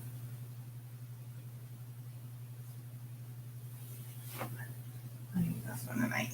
There we go. Oh yeah, this one's much better. It's Christmas time. The other one says blessed, which I am. We got Christmas on now. So I changed it. It's the same material, but it's thinner and more breathable. I make my own hazelnut syrup. Vegetable glycerin and hazelnuts in mason jar. Takes 6 months to make. Oh, thank you. That is awesome to know. So it's the vegetable glycerin. Yeah, food grade. Okay, yeah. That is so cool. Yes and yes and yes. That is. Now I still have my vanilla, homemade vanilla going. See, August last year to August this year. That's 12 months. So July. So July, August, October, November, December. So not quite got the date on. I'll look at. Yes, it's been a year. Almost, I think almost maybe longer than that. But I'm making the cue the music for costume change. Da ding. Yes. Oh, So, because I'm not using none of the other platforms, so you can put your avatar up and everything else. So that's what I'm around there. I hear them walking around. I don't know if they're coming down. No, not yet. So those are some interesting books. Now I found those on thriftbooks.com. So and I'll order those other books about eating right for your blood type and everything. So I've got those over here. But my herb books we have this one, Rosemary Glass Stars. This is really cool. I would like to have her other book. Um, and she has a website, it's all kinds of stuff. So, and then it talks about welcome to the wonderful world of medicinal herbs, how to make your own herbal remedies, 9 familiar herbs and spices to grow and use. And she says basil, cayenne, cinnamon, garlic, ginger, rosemary, sage, thyme, and turmeric. And next year, as far as gardening goes, I really like to do a lot of these herbs. And then 24 safe and effective herbs to know, grow, and use. There's a aloe vera, burdock, calendula, chamomile, chickweed, dandelion, echinacea, elder, golden seal, hawthorn, lavender, lemon balm, licorice, marshmallow, mullein, nettle, oats, peppermint, plantain, red clover, St. John's wort, spearmint, valerian, and yarrow. So I know that I cannot use the chamomile and the yarrow, the chickweed, the dandelion, the nettle, and the burdock because of my ragweed allergy. That's all in that same family. So I know I can't use those. Homemade alcohol-free vanilla is made the same way. Yeah. So you can use the alcohol or the glycerin to make your vanilla also. I just happen to have so I've got one that's with the vodka, but the other two with rum and everything. So I was just like, that's what I had on hand, and that's what I decided to use. So, but the one, that big green one, now that it's been cold and snow and everything, that is burdock. And then I just left it there because I was like, it was just pretty. More of a landscape type thing. Um, Now, I don't know if my seeds of my lavender and everything next year will grow. Um, it may have been because it was in mulch. It didn't grow that well. I don't know. I put it in my containers out there and it still did the same thing. So I don't know if it was just where I got it from or it just happened to be those seeds that I chose to put in the plant didn't. But who knows what happens in the springtime out front? And there may be all kinds of things growing. That would be fun. And then because I did plant some mullein out there and some evening primrose. So, but I kind of like I didn't really dig up the mulch. I kind of sort of did, but just not deep enough. But I just put a few seeds in there and everything. So, like I said, it may be hibernating and grow. I would love to have my own mullein. Um, and if it doesn't grow and everything, I can always buy it online. I don't know, Frontier or something other. There's different ones that have it organic, and just make my own mullein stuff. Teresa at Stringfield Wedge Farm, who was in the car accident a few weeks ago, her and her husband Lee have a huge playlist of foraging and different things that they use and how it's used and everything. What? What the world? Get that off my stuff. Ad. All right.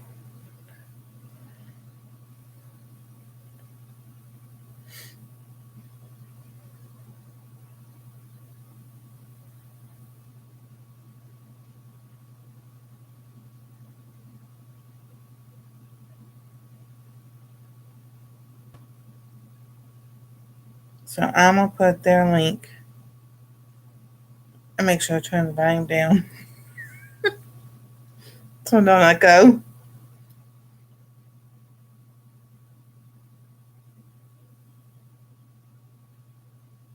There you go. So yeah, they've got a nice playlist about foraging and medicinal stuff and everything. And she has her when she has that one. She has more than that. So she grew up with her dad teaching and everything. So now she has the certificates to, you know, hey, I don't know if Rebecca's still awake or what. So, all right, as far as like valerian, I know that works. Valerian, if you're having problems sleeping, I can suggest valerian because I've used it personally. That's what it does for me. It does help with sleep. Um, you know, I can read here what it does and everything.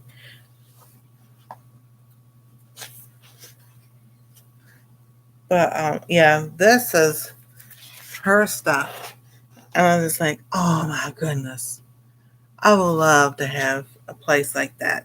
All that stuff and everything that, you know, grow. And Lisa gave me a nice comment Tuesday, Yogi Hollow Farm, about, I use with the space I have up there to use to grow things and everything and not give up. So things grew. Some things didn't grow. So that's you're welcome. I know Rebecca, she told me, she goes, I can be there for an hour. I gotta go to sleep because I know they're going to go do things tomorrow. I said, that's okay. She knows exactly what my goal is here and everything for and everything. So I was like, it's okay. We're good. Um,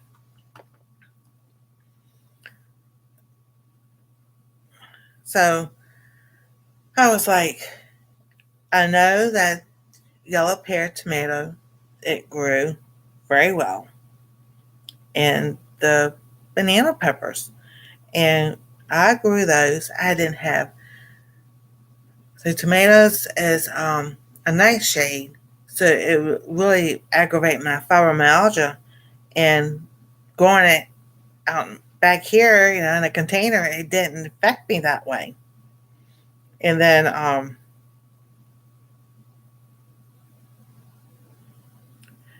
um, even with the banana peppers, it was the same way. Growing my own banana peppers, you know, it didn't affect me that way either. And I didn't itch. Oh my goodness, this itching is just for the birds. But yeah, so that was my whole thing was growing it myself. Would I have the same reaction as of buying it from the store? And no, I didn't. I had it didn't bother me. So I'm like, I gotta go through my seeds and everything and start planning for next year. Now when I should do an update because some things are doing well in the cold. I need to go out there, not this weekend, but maybe next week, and try to see if I can harvest anything. Now, the first time I planted the oregano, I had it in. So there's a container, container, but planter here. I had it in the big one over here under those two under the window. But when I grabbed it and everything, it smelled like motor oil. And I'm like, what is going on? So then the time was the same way, and I got it from the same place. And I'm like, okay, something's not right somewhere. And so, but the other thing that was all right. So the oregano had I didn't have the tomatoes in it, but I can tell you that the oregano kept the bugs away from the tomato plant. So I just left it there. Um, but the container that had the thyme in it, I had the lemon balm and I had stevia in it. And those tasted just like lemon balm and stevia. I'm like, okay, so it's got to be the seed because I can work on opposite. Yes, valerian can work on the opposite of people. Use instead of being calming and everything, it can have a person hyper. So, and it's my best suggestion for when you go to try anything is research, research, research, research. Especially, all right, so if you use Google as your um, thing, the first few pages that come up is what people have clicked on the most. Go to like where it's 10, 11, 12, and you got to start digging because things get left, things are further down and everything that you don't see. Yes, there are probably just a bunch of stuff that doesn't have nothing to do with anything, but you just got to keep digging and all. So, and then if you have where you could go to the doctor to have allergy tests done, go get a test done because people don't realize. All right, so you go outside and everything.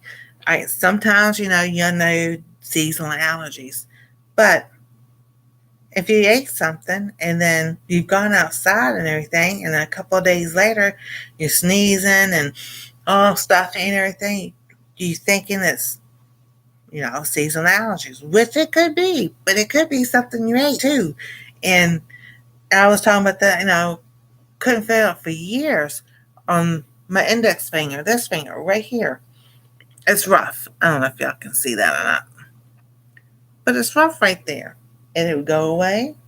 It would always be in the wintertime, but then it'd go away and clear up. And now I know what it is. And it's like,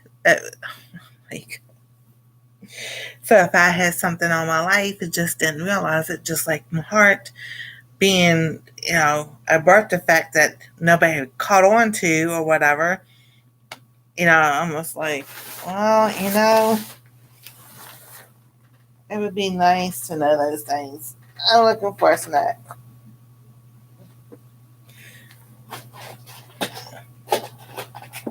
Probably something I shouldn't. Oh, it's not that I shouldn't eat it.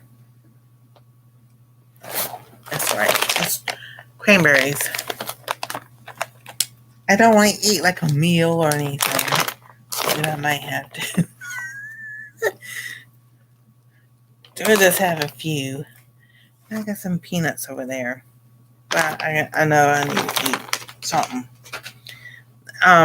So I'm just wondering, what it is. It's been something all my life.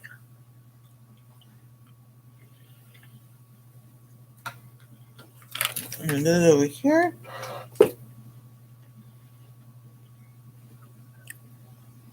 Now I know today I have not had enough water, and that's my fault. So I'll be drinking coffee, I'll be drinking my water, and then I'll be having the soda. So I'm trying to get the fluids in. Because like I said, I had some coffee when I left to go to Walmart. I didn't have anything to drink while I was there. When I got home, I had a little bit of water, and then I lay down. So, all right. So, yes, always research before you do anything. And if you know that you have, like a ragweed allergy or something other, they're under a different name. And then I'll get that in a minute. Just because when it's under a different name, when it gives a technical name, we get, some people like, huh? What is that? What is that? So, all right. I don't know.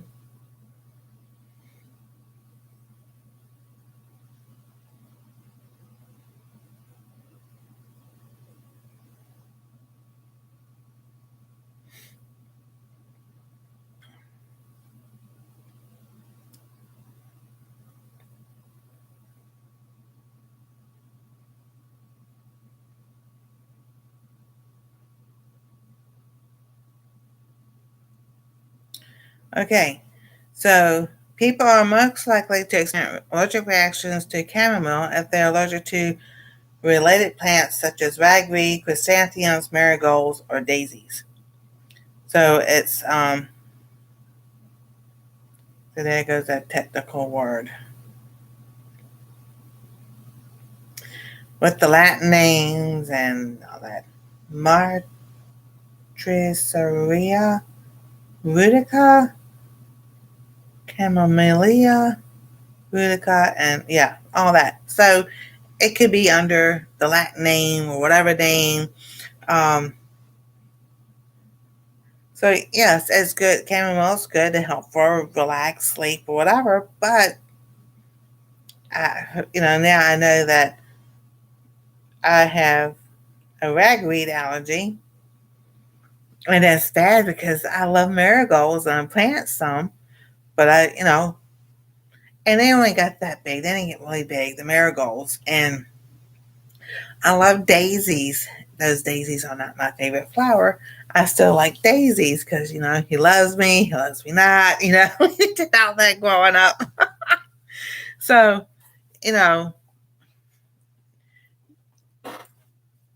so that's what I'm saying, research. So you want something that does a specific thing or something similar to that, and you can just like similar to chamomile and find other stuff that comes up. Um,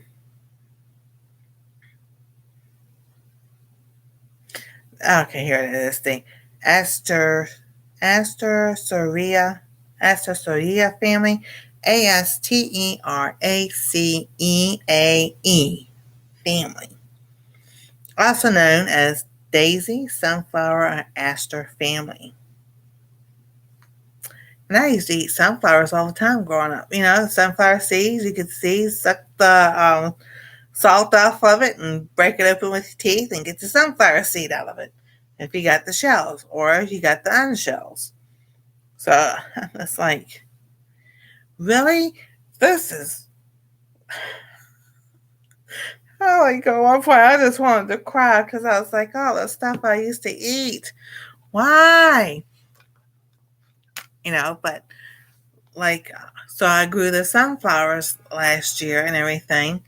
And Mr. Sunflower this year, I felt so sorry for him. The, the head of the sunflower got like this, but the stalk was like really not strong enough to hold it up. So it kind of fell. And I didn't even harvest any seeds. I don't think even it did any seeds. But that sunflower seed was actually from the mammoth sunflower seeds that I had from the one from the year before. So that one grew, and I'm like, okay, where are all those seeds? And storage. Fun. But I've got more sunflower seeds and everything. I got some from Gail. Then I bought some and everything. So I will plant sunflowers again and up there in the front because I know they grow. Now, will I harvest them to eat or anything? Probably not. I just like growing them because it helps with the bees and the birds and all the other pollinators. Um, but I love sunflower seeds still, and I was just like, ah. And then like with the eat right for your blood type, it talks about don't have cashews and pistachios. I'm like, oh, you're hurting me really a lot. But then I understand why for years when I would eat those and I would get the worst indigestion and everything. And I'm like, now I understand that. The coffee dehydrates me and I didn't drink enough water. So I have to put up the headache. Oh no. I know. That's a dehydration headache. I know. The same here. See, I got this little lovely thing this is water, and I say I'm drinking coffee instead of my water. But I know if I drink that water, I'm gonna be up. I'm gonna be up till 3 o'clock in the morning anyway. So, but I'm gonna drink this coffee first, just so I can get it. Oh my goodness, y'all gonna see me scratch my head all night long. Oh well. So, still my body is still having some type of. You ate something we didn't like, so we're gonna make you itch.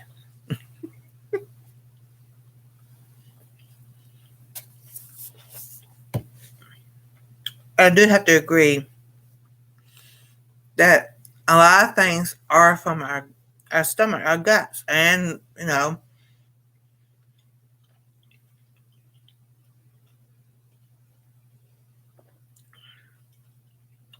has a lot to do with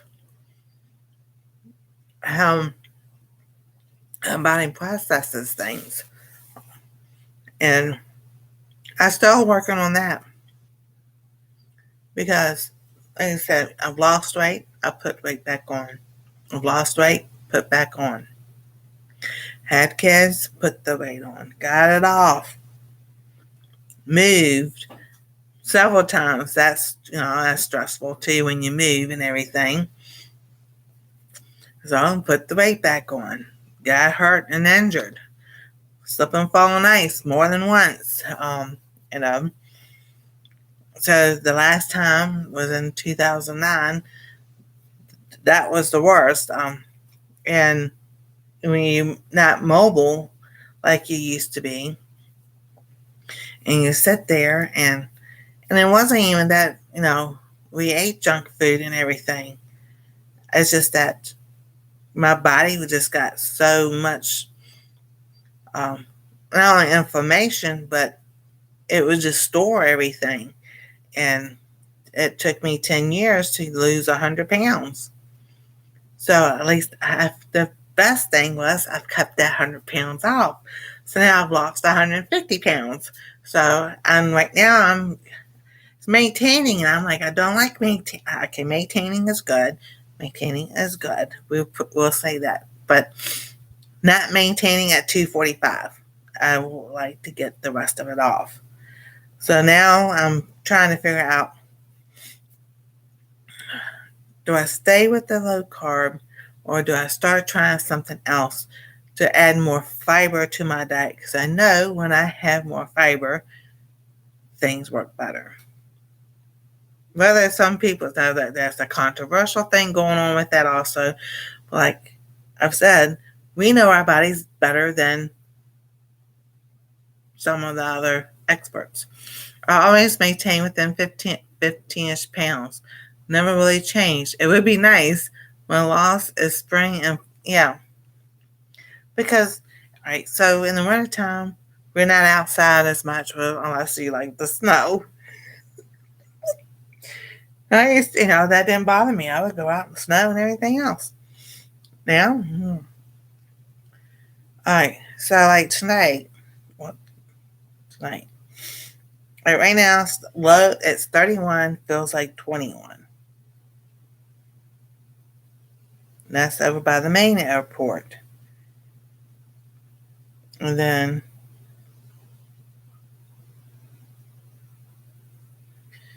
over here by us, it says the same thing. 31 feels like 22. But we've had squall lines of snow come through. So, then we had the wind. So it says frozen mix, and then the low was 26 tonight. Thursday, the high is only 30. So we're at our high already with the low of 26. And it says 40% chance of snow, which is overnight. And when I looked up before we started the live, we have everything was covered, so it's difficult to figure out. Wish there was easy. I know. I wish there was an easier way.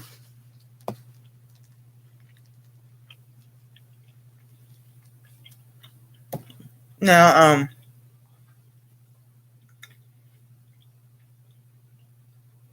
another channel. I've been following her for a long time. Her name is Michelle Sprague. Spring. Michelle Spring. She has Hashimoto's and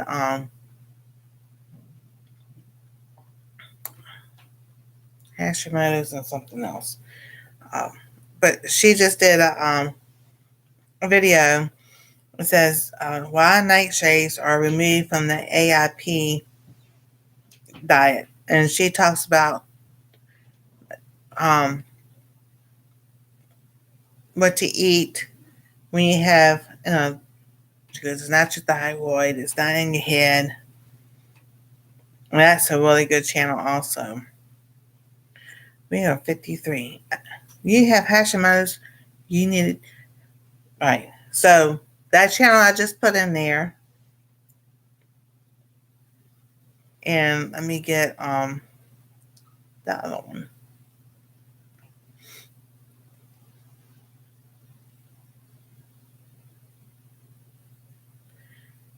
All right, see here, where is she? And then Annette, we are the biblical nutritionist.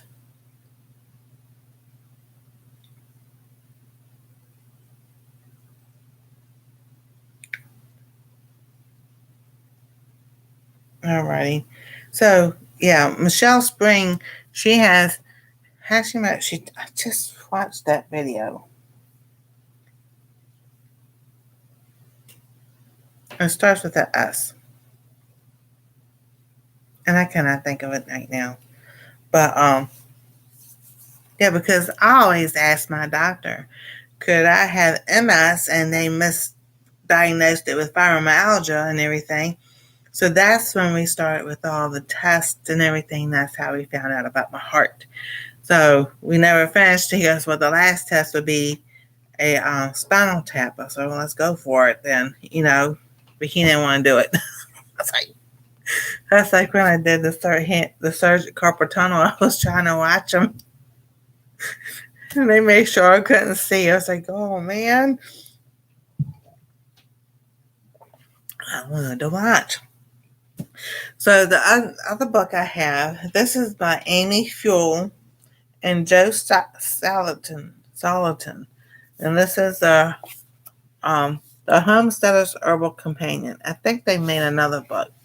She's in Virginia, and she has her degree in herbalism and stuff. And when we figured out was the beef and everything, I had emailed her or messaged her and talked to her, and she said yes. She goes, I gave her the symptoms and everything, and she goes, her husband has the same thing, the alpha gall, and she said there's no cure for it. Well, not as she goes there. You'll still have symptoms, because I've had people tell me or go to this person and that's the actual doctor and everything. She's got these vitamins, then they can cure alpha-gall and everything. And I've looked it up. It can go in remission and it can come out of remission. And I think that's what happens with me. It goes in remission and it comes out of remission. I have psoriatic arthritis. Autoimmune as well. Yeah, I know. The same here. Any arthritis is autoimmune. I have osteoarthritis in both my left and my right hip. The left is worse. I have degenerative disc disease from the top of my spine to the bottom of my spine and the sacrum. Herniated disc between C4 and C5 and C6 because I've had 2 neck injuries.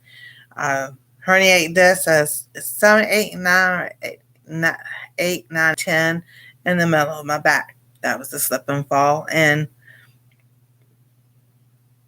yeah, I think Michelle, she touches on that a little bit, but I still don't think they understand. I know it's trauma. Trauma can cause it, whether it's physical, mental, or emotional trauma, because your body goes into that survival fight mode and everything, and sometimes your body just don't come out of it. My son told me that the other day. He goes, he had been, what we've been through in life, he's had to be in survival and fight mode that his body doesn't know how to get out of it. And so I'm just like, okay, well, then maybe we need to change a little bit. I don't even know if it's what he's eating. I think it's the chemical stuff in his body.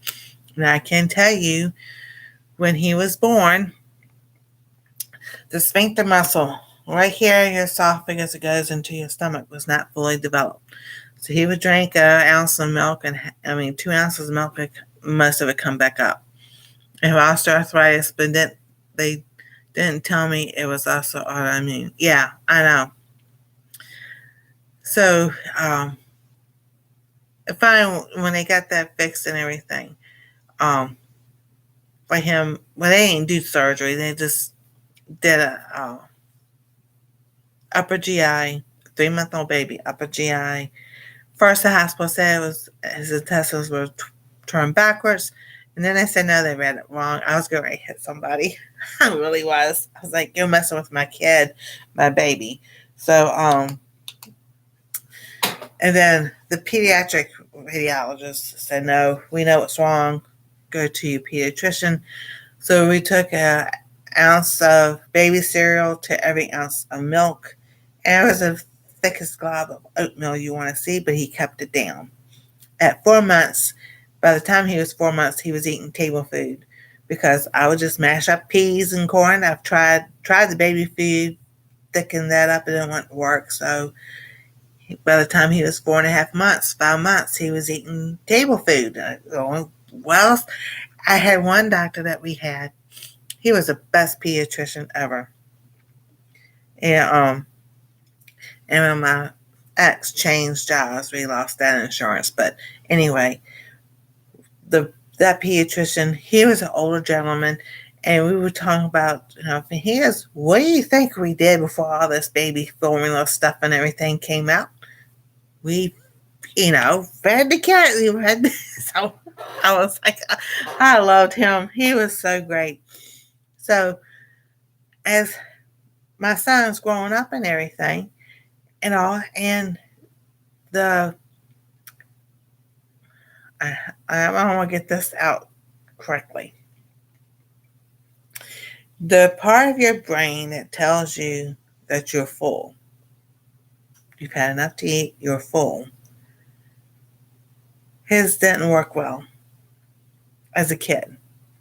Even now, he says that he has to stop himself eating. He has to look where he's at eating and stop himself, or he'll just keep eating. So that part of, for some reason or another, with that esophagus, that sphincter muscle not closing all the way, and so when you eat, it closes to keep your food down into your stomach. His still doesn't. It still does this. Just so, and doctors never wanted to do surgery, and he says no, it's too late, which probably it is. So far, the causes are chemicals, environmental, medicine, etc. Yep. Yeah. So doctors used to sit there, hit their pediatrician, stop buying the junk food and don't give them Kool-Aid. I'm like, would you like to see my grocery bill? Because I don't buy all that stuff. Well, he didn't. We had, some vegetables and everything. It's so crazy. There's so many things against our system. Exactly. And so we were just talking, and I was like, when he was growing up, I had to make sure, if we were eating like a bag of chips or whatever, all right, that's enough. Because I was just saying, all right, a bag of chips, Pringles, you name it, you can eat the whole can. But, as a child, I gave everybody a portion when we were going through it, and then that was it, Unless we went out to, the buffet bar. We loved those. When growing up, that was the best buck, for your meal. I'm trying to get rid of things as I can. I know. Well, I was at Walmart. We were talking about getting rid of stuff. I like making my own bread.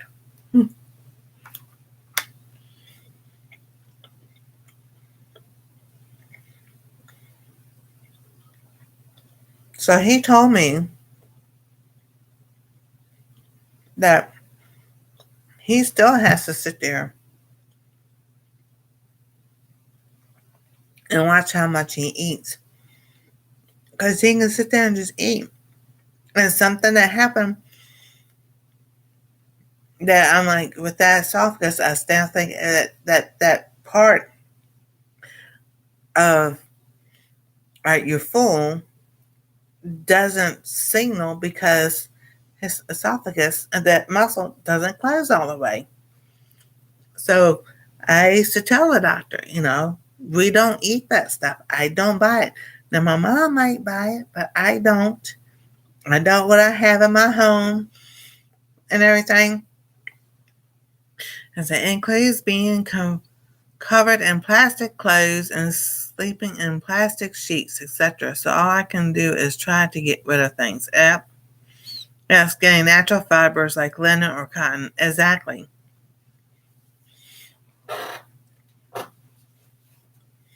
Oh, I know. And then, laundry detergent is another one that, they put additives in. Why? I have no idea. Just like, come on, people. And everything. So, talking, about making our own things and everything. So I make my own bread. Um, and I'm like, so they found a bread that they like. that he can eat that helps him with it helps him with his weight, but he eats it. It doesn't bind him up as much as white bread. So when I was in Walmart today, so I saw this on Instagram. The girl said they were talking about sunbeam bread, and she goes, "Has anybody ever noticed at Christmas time that they changed the label on the bread?"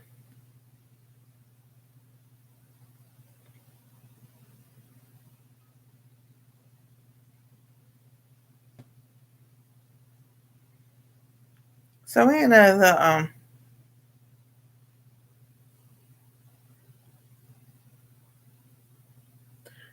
we know that label, that label right there. No, that's their iconic label and everything. But she goes, so she was like, they change it at Christmas time. And then, like, people, do they really? I got my husband bamboo undies, but I can't find them for us. I can't seem to find pants without spandex anymore. Exactly. Well, they actually do. They change it to praying hands, and it says, not by bread alone. I thought that was awesome. So I took a picture so I could put it. It's like, that's so cool.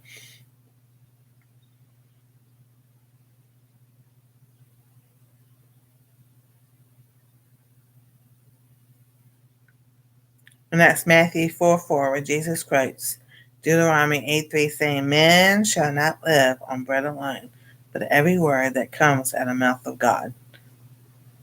So I thought that was awesome. But can't have sunbeam because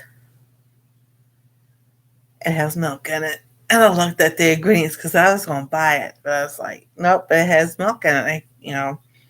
Now they use Sara Lee bread as the bread that they get.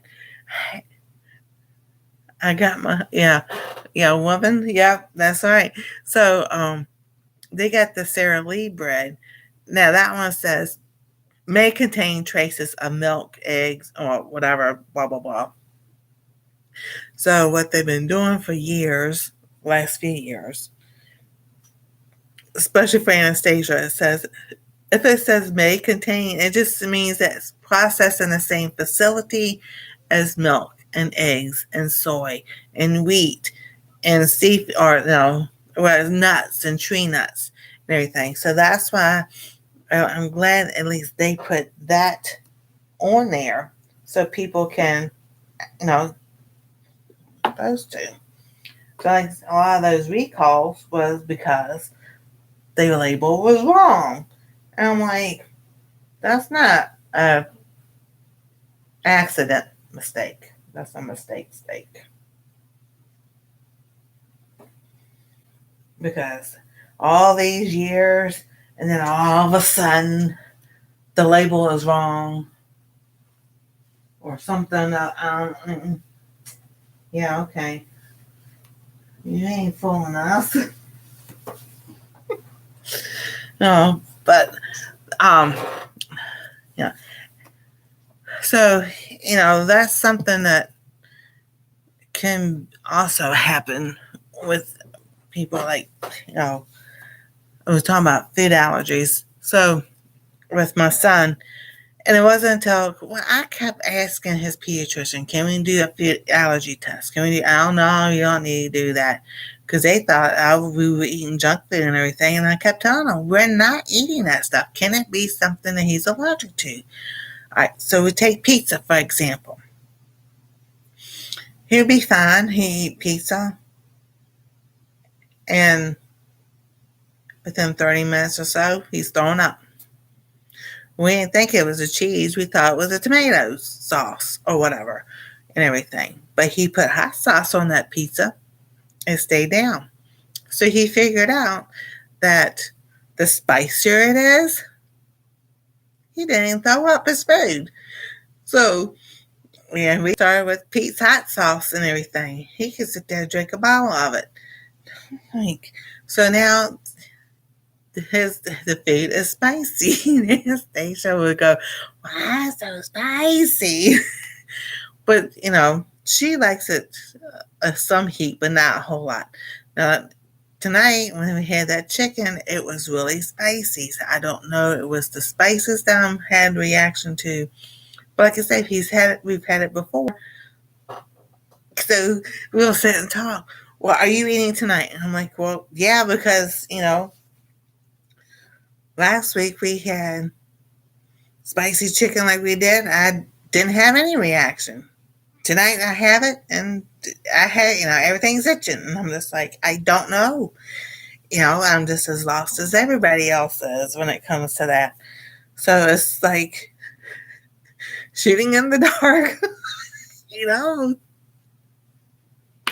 you're going after a critter that's going after your chickens, and you can't see them, but you're shooting them. I'm just like, I don't know. So it's always a process and trying to figure out, what did I eat? That's why writing things, keeping a log, keeping a journal. And I know it takes time. Sometimes, 30 seconds to sit there. And when I miss a day and I have to go back and try to remember what we had to eat, I'm just like, I'll just forget it. I just cross that day out and I just start again. Because it was like last week. I missed a few days.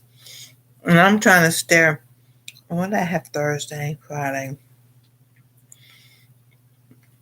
Okay, I know Thursday and Friday is the same dish because it's called a 2-night meal. Chili. I didn't have any. I ate something else. So I know what they had. Then I have to figure out what I had. And that's one of the best ways of sitting to remember is when you're filming and making content for your channel and you cook, you can go back and go, oh yeah, that's what I had to eat. That's right, even a bite of something. And I was so wanting that chili. But I knew.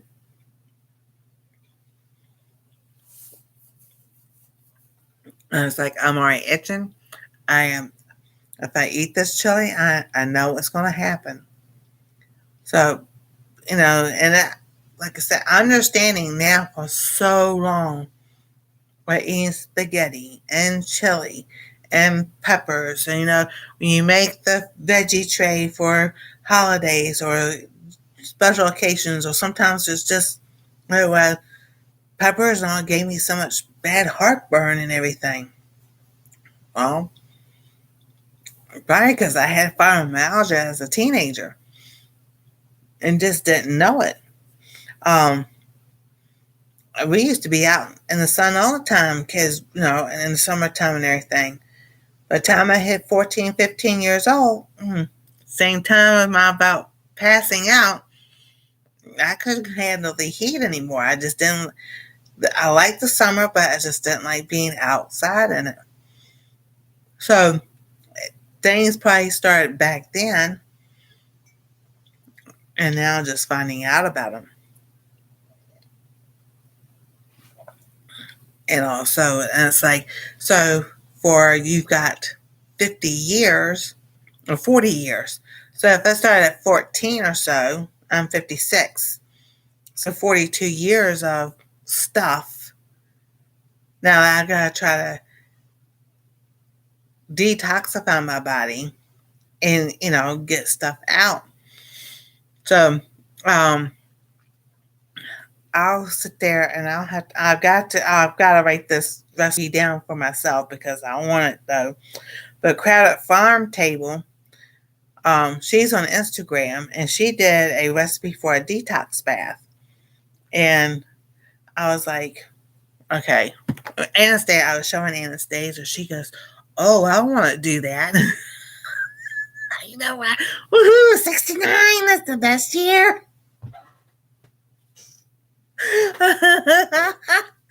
So, it was like, that was an eye because she had cancer and she beat that cancer. They do all the stuff organically and everything, and she has a website where you can buy it, and and so Anastasia goes, I want to do that. So the only thing I didn't have was the calcium powder, which I used to have, but it was expired. So I asked her, and I said, I can make that stuff. She goes, she goes, I'm going to use it. I said, I was going to make some for me and let you use it. She goes, oh, okay, I like that idea. Made us a song, Summer of '69, exactly. Okay, that's all right. So it's 12:55 Eastern time. So most kids should be asleep by now. So, but I'm gonna give this little tidbit out there, and I'm quite sure y'all have heard about. So y'all will know the reference when I say this. The kids saying 67. Well, those who are married or been married, had boyfriends or whatever, y'all know what 69 is about when it comes to the bedroom. Well, this 67 is the new 69. So that's why, yeah, it's bad. Getting when they have little kids saying that. So just to let y'all know that little information out there, and pass it on to your let your family know. So, and yeah, that's like we're glad at Anastasia's school and everything. We're so thankful because those teachers and everything are there. I mean, it's strict and everything, but they don't let the kids say that they cannot put that in the chat or anything. All right, Mr. Walter and Mr. and Mrs. Job, y'all have a wonderful. Thank you so much for keeping me going and everything. You have a wonderful night. Oh no, that's my husband's birthday.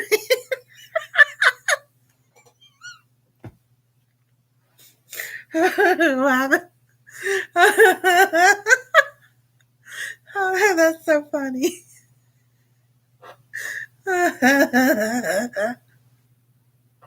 So yeah, then y'all see that and everything that now y'all know, and it's big. I'm just like, um, my son.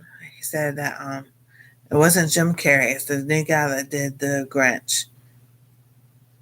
Um, had a kid come up to him saying that and trying to get him to say it. He goes, I'm not going to say it. Do you know what I mean? The kid had a fit and screaming and yelling. So he, and because he's dressed up as the Grinch, in costume, in character, saying stuff to the kid and everything, won't stop. And he has a hand signal that he can give his security team if something's going on. And they had to come get that kid and get him away from him. And I'm just like, oh my goodness. Now I know the meaning about his and ours. Yeah. So y'all just be careful on. So, but Anastasia's teachers, her ELA teacher and her history, are both Christians. But, in the public setting, they can't really say things with that online thing, but they have implied things, I guess, or whatever. But yeah, but they won't let them. They can't talk about it. They can't say in the chat or whatever, which I'm very thankful. And they're very protective of their students. And I was like, I'm so glad about that. I mean, not only the teachers, but where she goes through class online and everything. So that's a blessing. Like the flip flop used to be called, which is a different meaning now. No, I was like, oh my goodness, who in the world? I'm Whoever started those things that should be taken behind the woodshed. I'm just leaving it at that.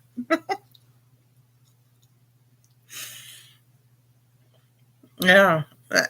Innocent stuff, and that's sick. That's just sick.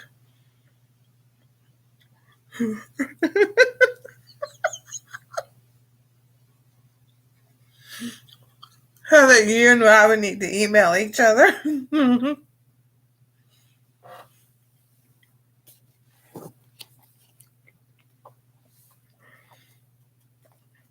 all. So, so Amy and Joel, there's the basic of herbalism, homesteader's herb list, how to grow herbs, wild herbs in your backyard, seed saving, drying, and storing herbs, herbal teas and tinctures, medicinal syrups and other herbal home remedies, infused oils, salves, and poultices, everyday herbal care and beauty products, homestead essential oils, cooking with herbs on the homestead, herbs for the home and barn, herbs for our four-legged friends, herbs for chicken and other poultry, and then my herbal medicine cabinet and pantry. So she still does her YouTube channel, but she does classes and all kinds of stuff now and everything. So and oh my goodness, in Virginia, homesteading, Virginia Homesteading Convention or something other. Her and Joel, I don't know if she does that anymore or not, but that's how they do things. So the other one I have is the Green Pharmacy. Teresa Stringfield's Farm. She recommends this book, and I was like, I don't think I bought this. I think I bought this one.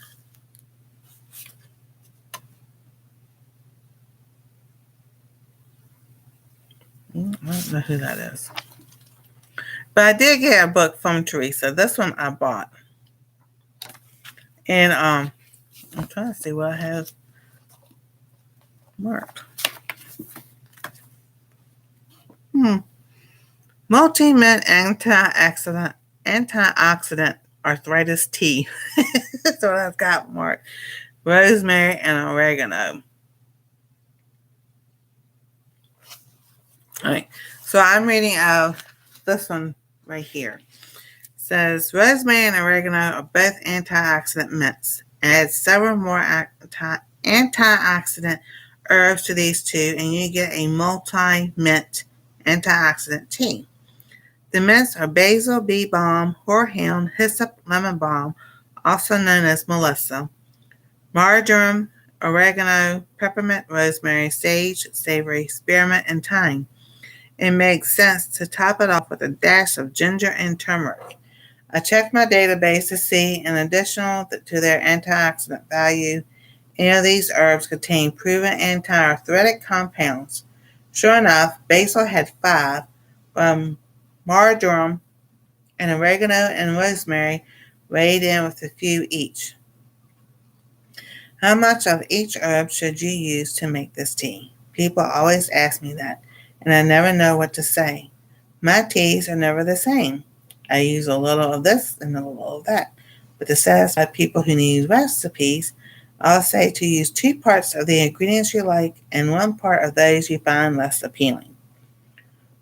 Pour boiling water over the herbs and let them steep for 10 to 20 minutes before drinking. So I do.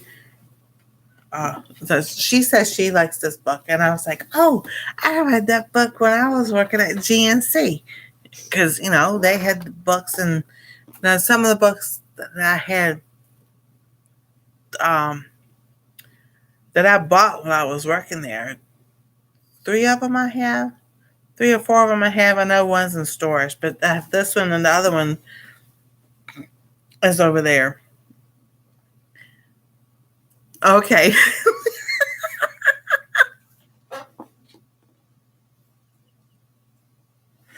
Oh goodness. So now this guy, James A. Duke, it says PhD. This book was written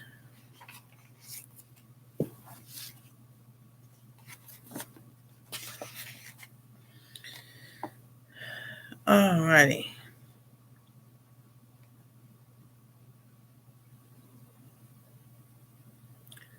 Trying to see. First, and this one says 1997.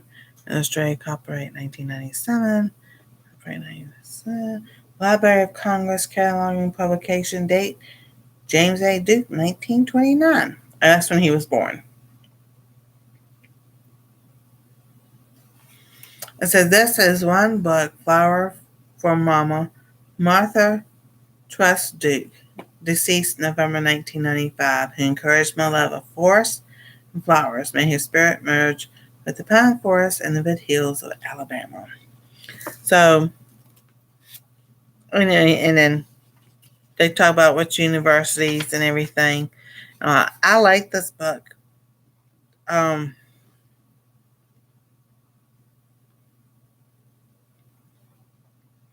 I say 1997, 96 is what I see.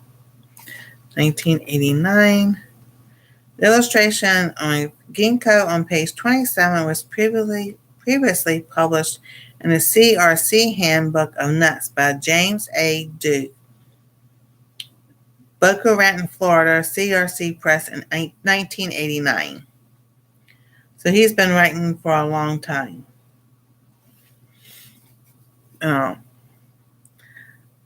I was trying to Google, but it had no answer. That doesn't surprise me at all. Google can't get directions halfway right sometimes.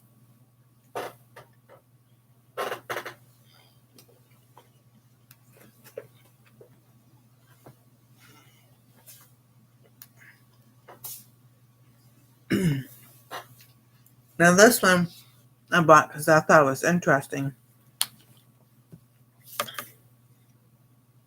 And I thought it was cool though, because somebody signed it. To Karen, Merry Christmas, Love, Mom and Dad, 1992. I bought this one from Thrift Books. And it talks about herbs in the garden, using herbs for the household in the kitchen, essential oils, herbs for beauty, and herbs for health, cultivating and everything. And I do have another book over there I didn't get, but it talks about making teas with different things and everything. So I do know I will need more soil next year for my containers. The smaller ones, I've got to dump them out and redo them completely, because I used Back to Garden, which was an organic soil, which was supposed to be really good.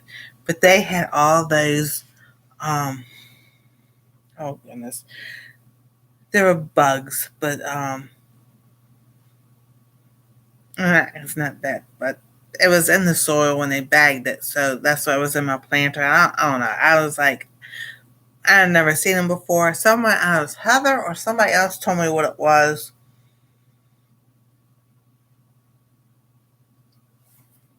I can't remember what it was.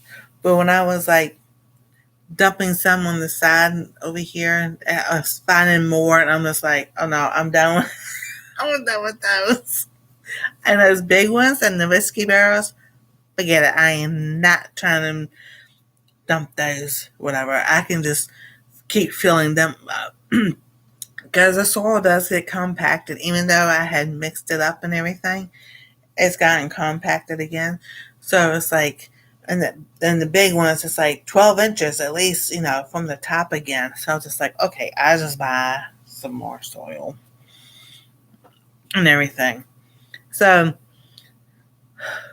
now this is the book I got from when I did my certificate, got my certificate. And it is Nicole Palian. She was on, it was not Survivor. Oh my goodness. She was on one of them.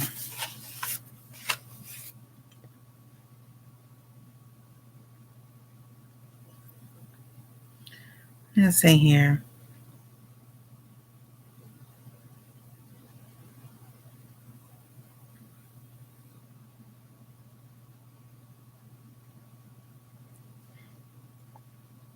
Alone. I think it was a show called Alone.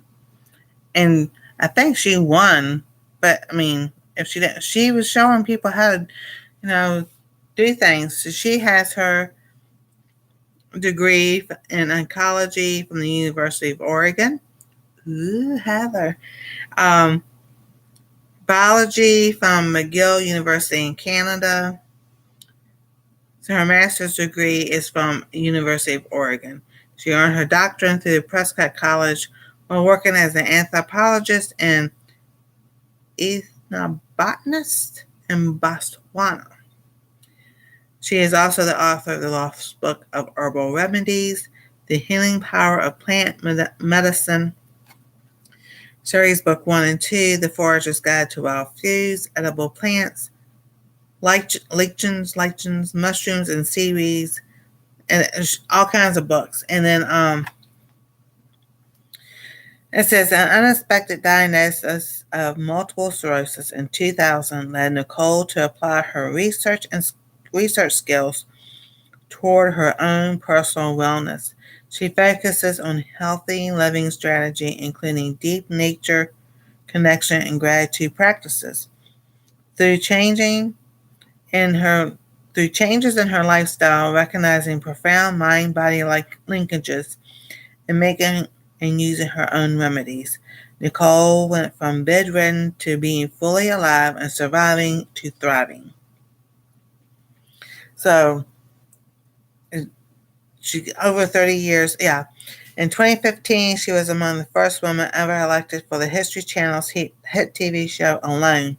Despite having MS, she went on to survive solo for 57 days straight in a remote area of Vancouver Island, with little more than her hunting knife and the wild foods and medicines she found there.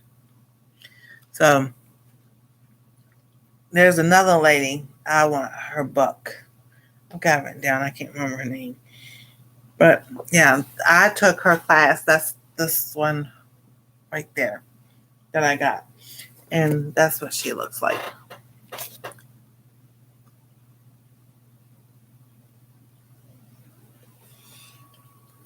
So, yeah, she said in one of her videos that she would have to do her stuff the rest of her life. So that's the toothpaste that I did on this channel. The toothpaste recipe is from her book, and I give her credit for that also. I know, I love this book, and I'm just like, the other day, when my hip popped back into place and the pain, oh my goodness, I had not been in that much pain in a while. And the sciatic nerve from the back, it was from down the back of my leg, around to my knee, down the leg. I was like, oh my goodness, I might have to take a Motrin.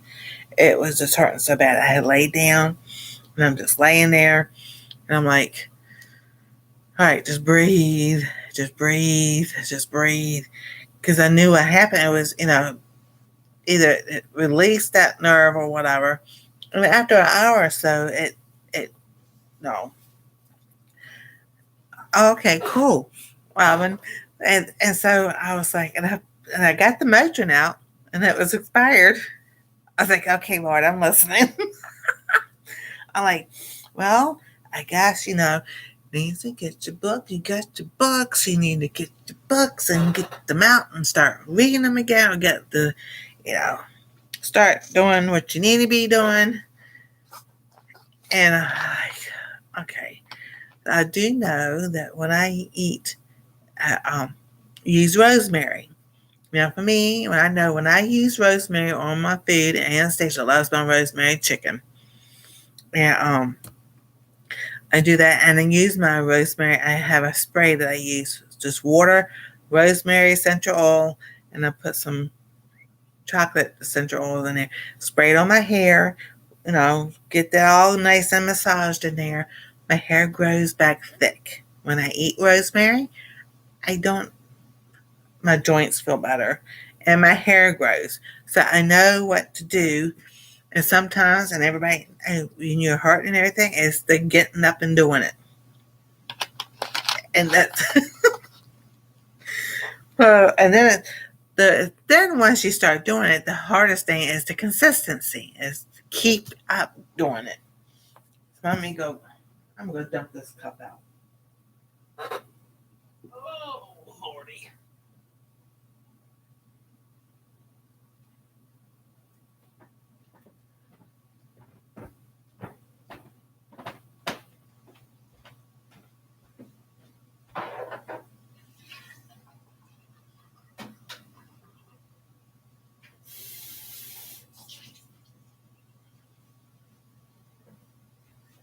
I feel like Kermit Munster. He walked with, a stiff leg. But he walked. That's what I feel like. Dun, dun, dun, dun, dun, dun, dun, dun, dun. Oh my goodness.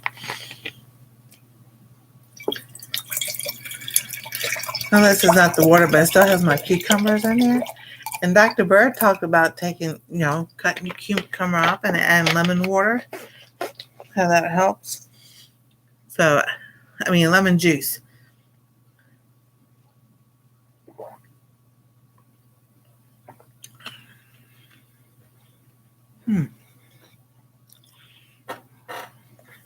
Yeah, Tin Man. Don't. Oh, the other day, I used these dry cranberries in my water. That works pretty good too. Because I was looking at, I was making the grocery list. So I had this book, the Anti-Inflammatory Diet and Recipe book. And I know they all talk about getting off of flour and gluten and wheat and this, that, and the other, but I'm like, my thought process is going back to the preservatives. That's, and that it's in the stuff so when I make my own bread, I don't get that achiness from it. Plus, I can add stuff to it if I want to. I add my flaxseed to it, and Anastasia likes that too. So this one, it was talking about the foods to eat as far as vegetables. And so vegetables are classified progressively according to the carbohydrate content. Those in group 1 have the least amount of carbohydrates. Those in group 4 have the most. So in group 1, it's asparagus, bean sprouts, beets, beet greens, broccoli, and red cabbage, cauliflower, celery, Swiss chard, cucumber, endive, lettuce, green, red, romaine, and mixed greens, mustard and dandelion greens, radishes, spinach, and watercress. So now that knowing that having the ragweed allergy, not to eat the dandelion greens. But there's other things that I love, like the radishes, the spinach, watercress, broccoli, cabbage. And group 2 is string beans, beets, bok choy, Brussels sprouts, chives, collards, eggplant, kale, kohlrabi, leeks, onion, parsley, red pepper, pumpkin, rutabagas, turnips, and zucchini. All I like too. I like eggplants, but because eggplant being a nightshade, see, Michelle Sprague talks about that today in her video. She talks about the reason why peppers and tomatoes and plants and potatoes increases inflammation. But, she goes, again, one week you may be able to have them, the next week you may not. She suggests that you go off what the triggers are and heal your, get your body, heal your gut and everything, and then slowly add it back in. So, and that's what I did with potatoes for, I ate potatoes like for a year or so. That's why I got them to get me the turnips instead. I usually is all purpose. Need a wheat berry grinder to grind my berries, but I've got hard white. Oh yeah.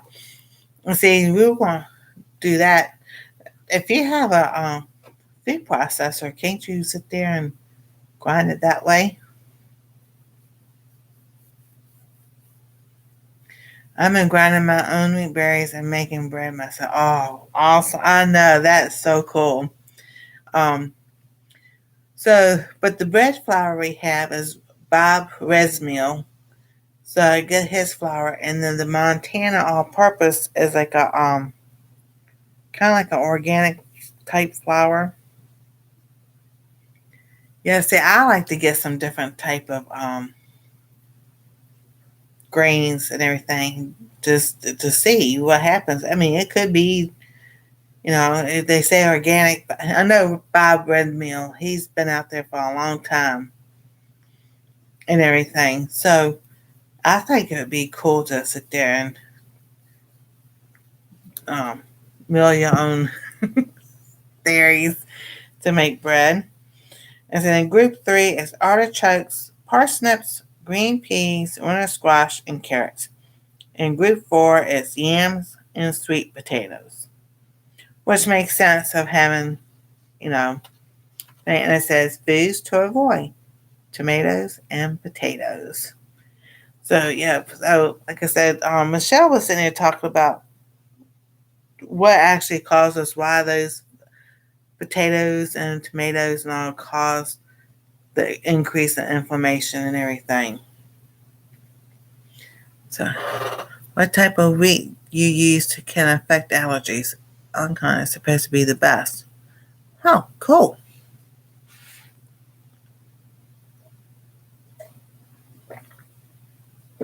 And ancient grains are better for us. Yeah, I have their website, and then there was a couple other ones I was looking at. And then, all right, so the food for the grains includes 1 to 2 cups of cooked grains per day unless you desire to lose weight. The grains to eat. I want to say Aramath. That's all right. Amaranth. Spelt, barley, buckwheat, millet, oatmeal, quinoa, basmati,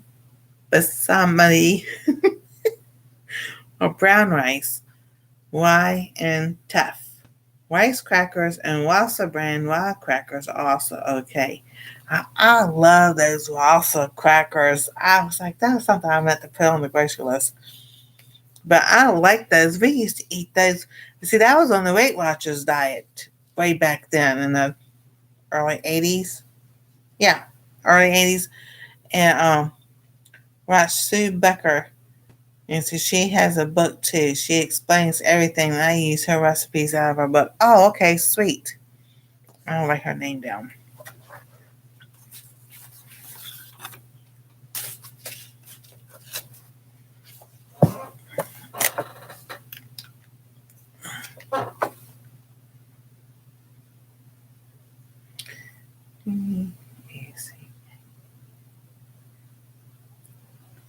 Alright, cool.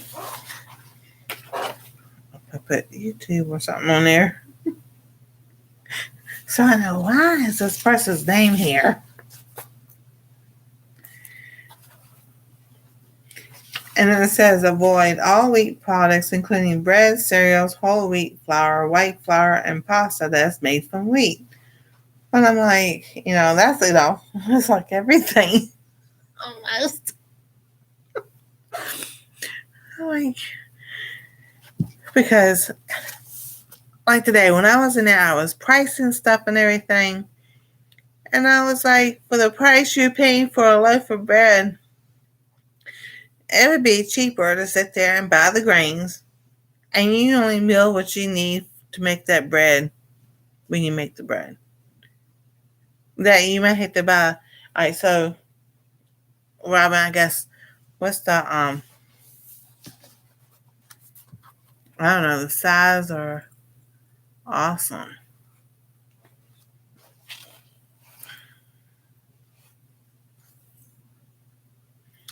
All right, so I guess what, a pound or whatever, how much it costs. So then you break it down.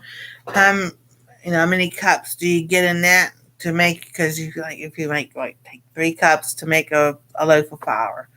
So you break it down and everything, and it still comes out cheaper than what you're gonna buy in the store.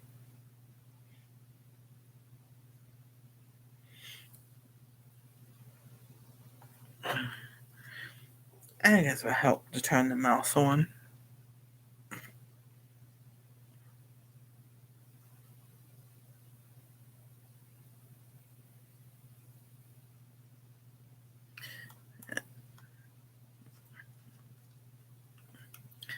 Some order from Azure Standard. Yes, I read people have to sift the berries and then less some of it from them. Yeah, I know. I have tried to order from Azure Standard, but we only have a pickup place. They don't deliver straight where to my house. So I was like, that doesn't help me at all. No. I'm like, I said then talking about legumes, soak legumes overnight and cook them slowly the next day. Your split peas, lentils, kidney beans, pinto beans, black beans, garbanzo beans, fermented soybeans, tempeh or miso, mung beans, and azuki beans. We used to have pinto beans all the time growing up. No, navy beans. That was navy beans. Navy beans, the big old piece of ham hock and the bone, and put it in the crock pot, turn on low, and it'd be cooking all day. We got home and it was done. My brother used to put ketchup in that stuff.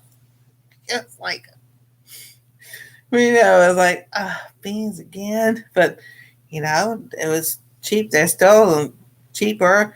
And we have a produce market called Cliff's Market that sells all kinds of organic products like flour, herbs, wild milk, eggs, fruits, etc. They just open a deli in there too. Awesome. That is so cool. Yeah, because if you go into price stuff and everything, the regular so like you take regular cheese compared to dairy free cheese, it's about the same price. So I was like, you can't really start saving anything. And it says to avoid tofu can cause reactions in some people. Experiment with both, including and eliminating it from the diet. Now, like we have a ramen shop restaurant that we used to, go get ramen and everything from, but now they make it at home. But I would get the vegan one because it was made with vegetable broth and tofu. Darla, how do you eat that? You just eat what you eat. That's why I bought the apple I had in my video the other day. Oh, I saw that. I went back and watched that one. I watched you one this morning because I was at Walmart when you were having your premiere. And that was a fiasco. Okay, I say that, but there was a blessing behind it too. Because I was able to get my son and daughter-in-law's Christmas present.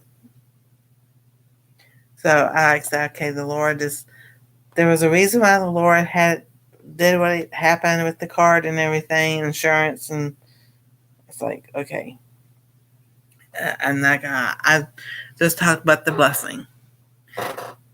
Yeah, I know. They got apples about a month ago. I want to say about a month ago. And because it's a thing on Instagram and talking about the numbers on the little tags on the food, And the one they bought, I can't remember, I said it was a 4 or something or other. He's scraping all the wax off the apple. I'm just like, yeah, it has to be eye appealing for people to buy it. So, and it says seafood, wild versus farm, deep sea, cold water fish are an excellent source of essential fatty acids and should be eaten 3 to 4 times per week. Poach, baked, or boil the fish. Yeah, they can have the fish all they want to.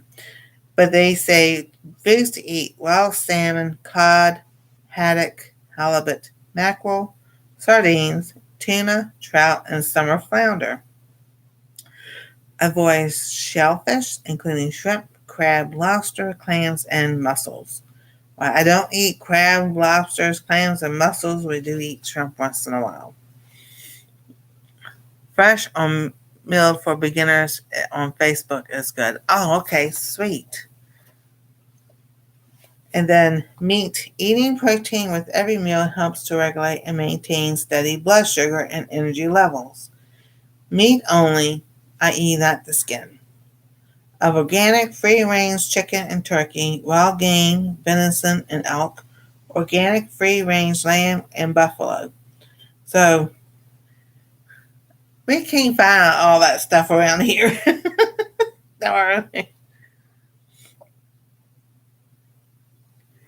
So I was just like, And then it says to avoid pork, conventional raised beef, small amounts of organic grass-fed is okay. So I've tried the grass-fed, and I still had the same reaction. But I think it was an Aldi brand. I can't remember. So I might try that again. I don't know. And it says spices and herbs. Use any favorite herbs and spices to enhance the flavor of your food. Fruits. Eat only 1 to 2 servings of any fruit per day. Try to eat mostly fruits from lower carbohydrate categories, groups 1 and 2. So group 1 is cantaloupe, rhubarb, melons, and strawberries. Group 2, apricots, blackberries, cranberries, papayas, peaches, plums, raspberries, and kiwis.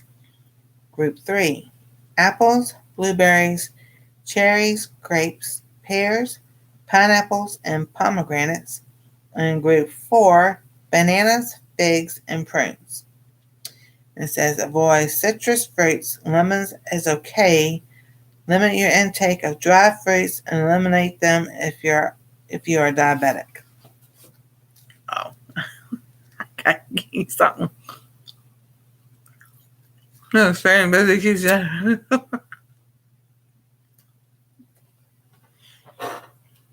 Exactly.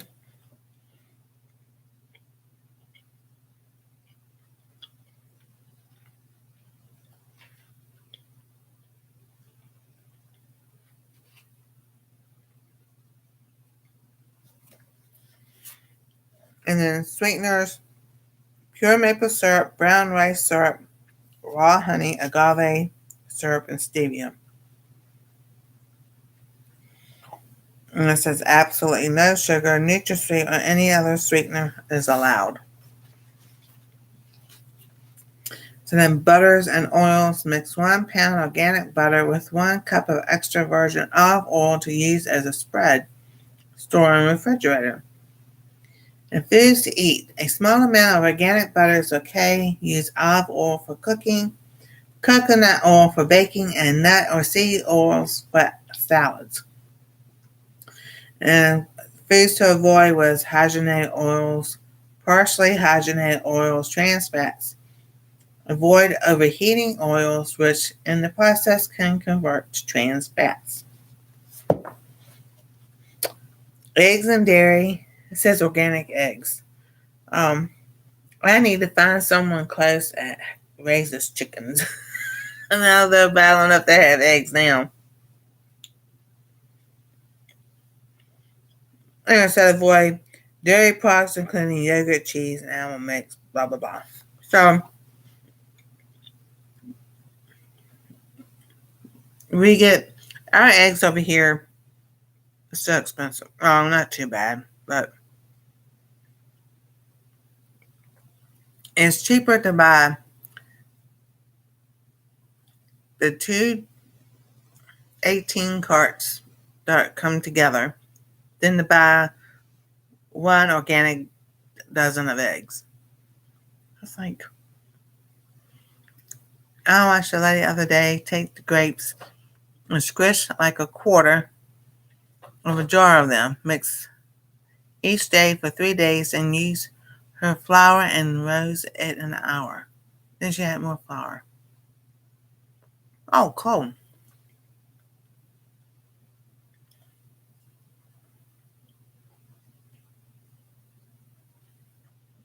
Oh, that is so cool.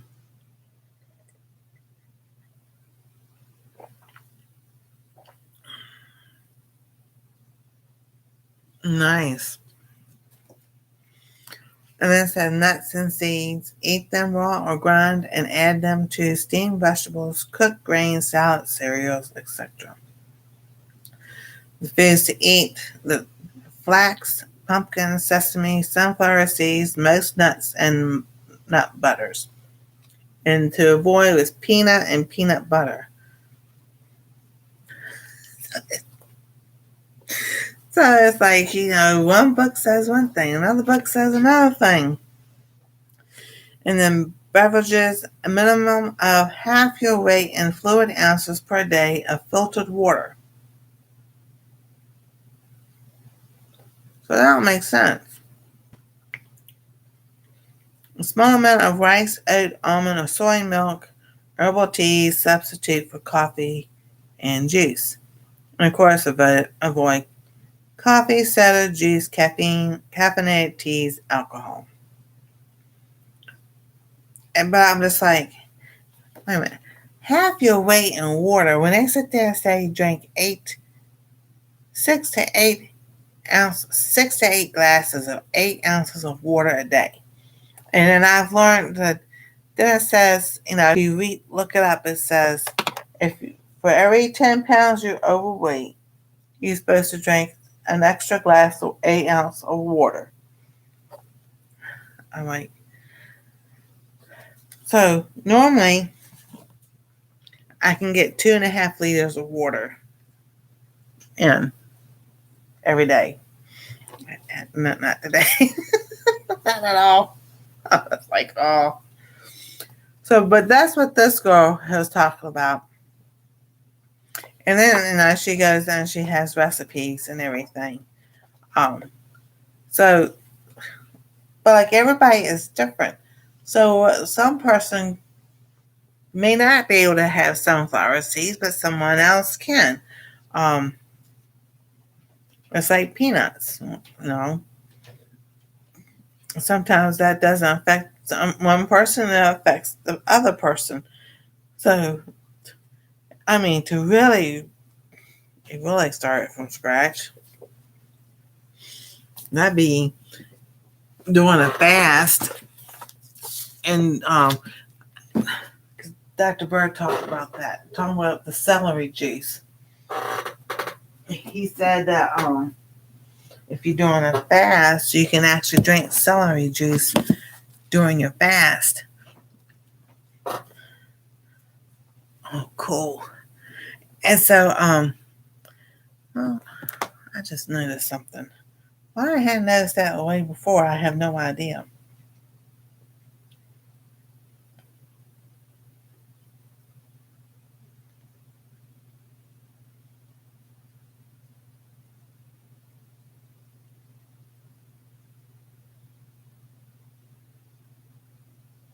Sorry about that. Well, you just said something.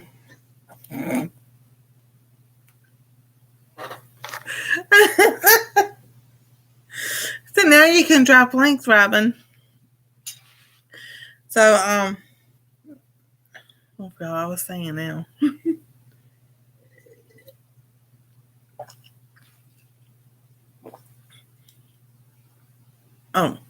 So that's like, Now, she talks about not eating certain things like that, but in the Eat Right for Your Blood Type,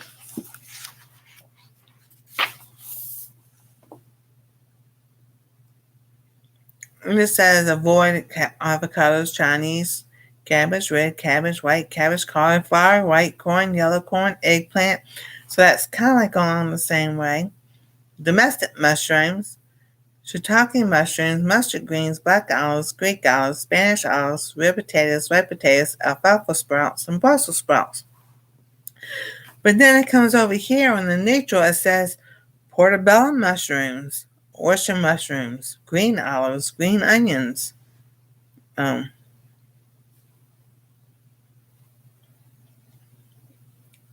lima beans.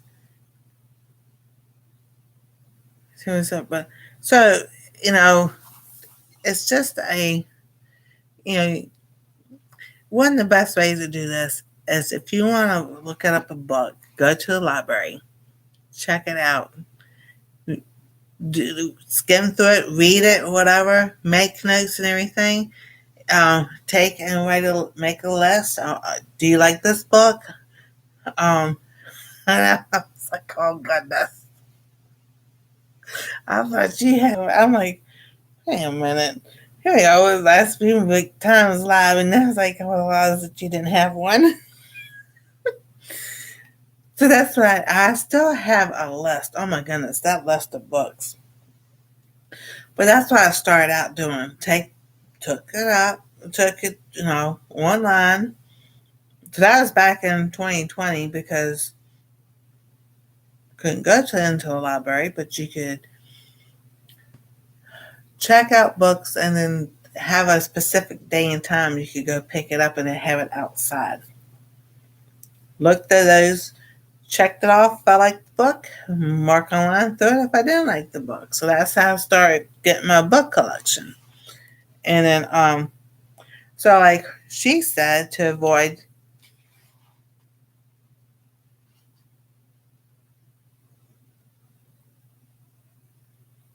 a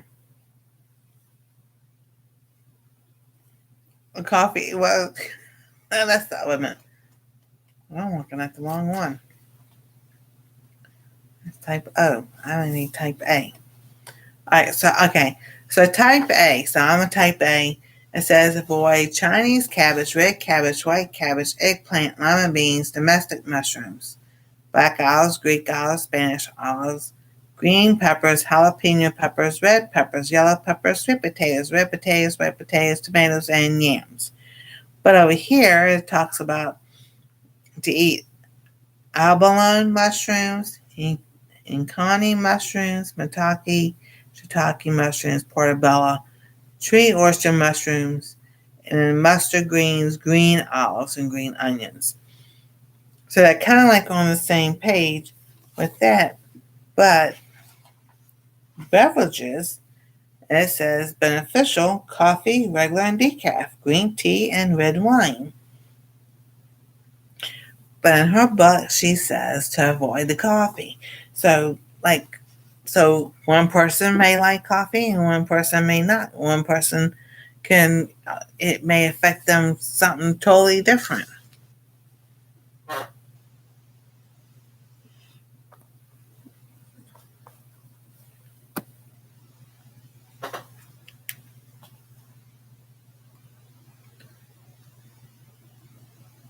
My library charges me at least $50 for a card because I'm not within. Oh my goodness gracious.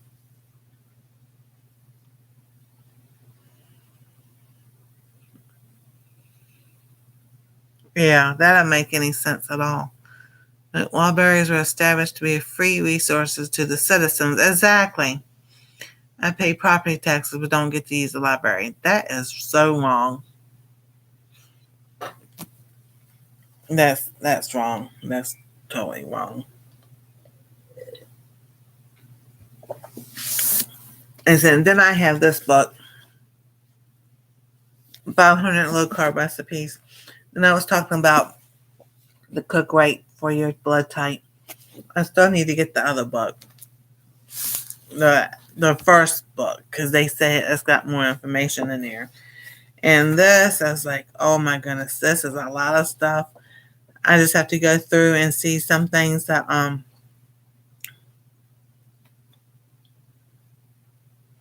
I so like they have an avocado cheese dip, 2 packages of cream cheese softened, 1.5 cups shredded white cheddar or Monterey Jack cheese, 1 white black avocado peeled and seeded, 1 small onion, 1 clove of garlic crushed, 1 can, 3 to 4 ounces of green chilies, drained, or jalapenos if you like it hot. So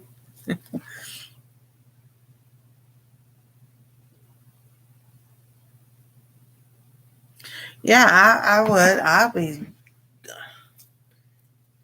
I pay property taxes. Why do I have to be charged for a library card? Um,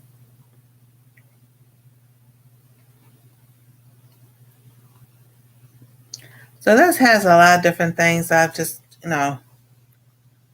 kind of like skimmed through it just to see. There's like some things like cottage cheese, and I don't like cottage cheese, but some of the stuff that they put in there, we still can't have because Anastasia is still in the process of, you know,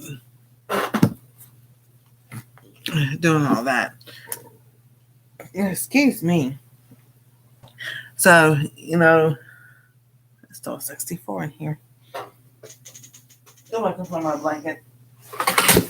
Oh, that just knocked everything down.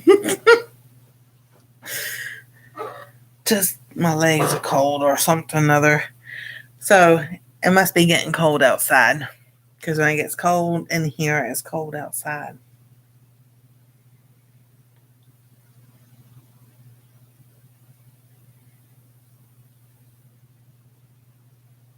Baby, it's cold outside. And it's snowing. 29 feels like 18.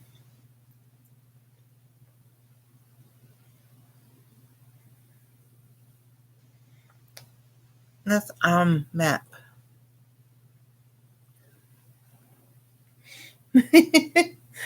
I like the snow.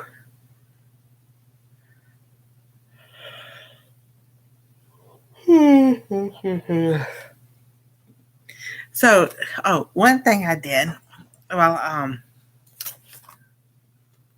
was at Walmart, was, no, don't undo. I was checking prices. And I was looking at coffee mugs. Christmas coffee mugs, like $12, $13. Alrighty, that's fine. I picked this up to do, but I'm just like, I'm getting tired myself. I was like, I was gonna try to do a little bit longer live tonight, but I was like, well, I think it's time to go to bed myself. I feel like I'm slurring my words. Well, it doesn't help. Anastasia and I were playing back in, this was September 2021. I remember it's just like it was yesterday. We were sitting there and she was, she wasn't that tall, but she came up and I came down and her head hit my chin and my chin hit her head. And ever since then, my jaw's been offline. So I'm just like, I feel like tonight is really doing whatever. Because my tongue keeps hitting that broken tooth. We'll set your alarm on your phone for the reminders. Exactly. Oh, goodness gracious.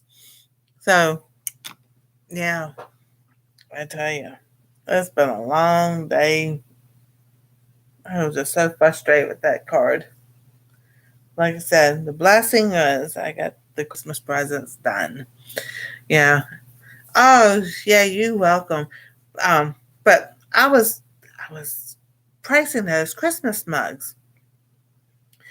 And I looked at that and I was like, I can go on Temu. I know people talk about Temu. I've never had a problem with it. the same mug for between $3 and $5, and you wait, what, 10 days or so for it to get here? I'm like, yeah, I am not paying $13, $15 for the same mug. I know I could buy and have it shipped for free. I was like, look at it. It's like, I'm not doing that. So, yes, I'm going to go ahead and I was going to try to go longer tonight, but yeah, that ain't happening. Probably tomorrow night.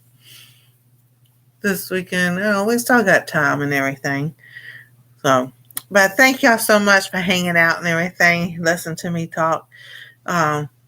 Tomorrow we'll go back to crocheting, and I've got this almost this block done, and then we'll start on the blue colors and everything, and we'll do some more singing and everything and all that good stuff.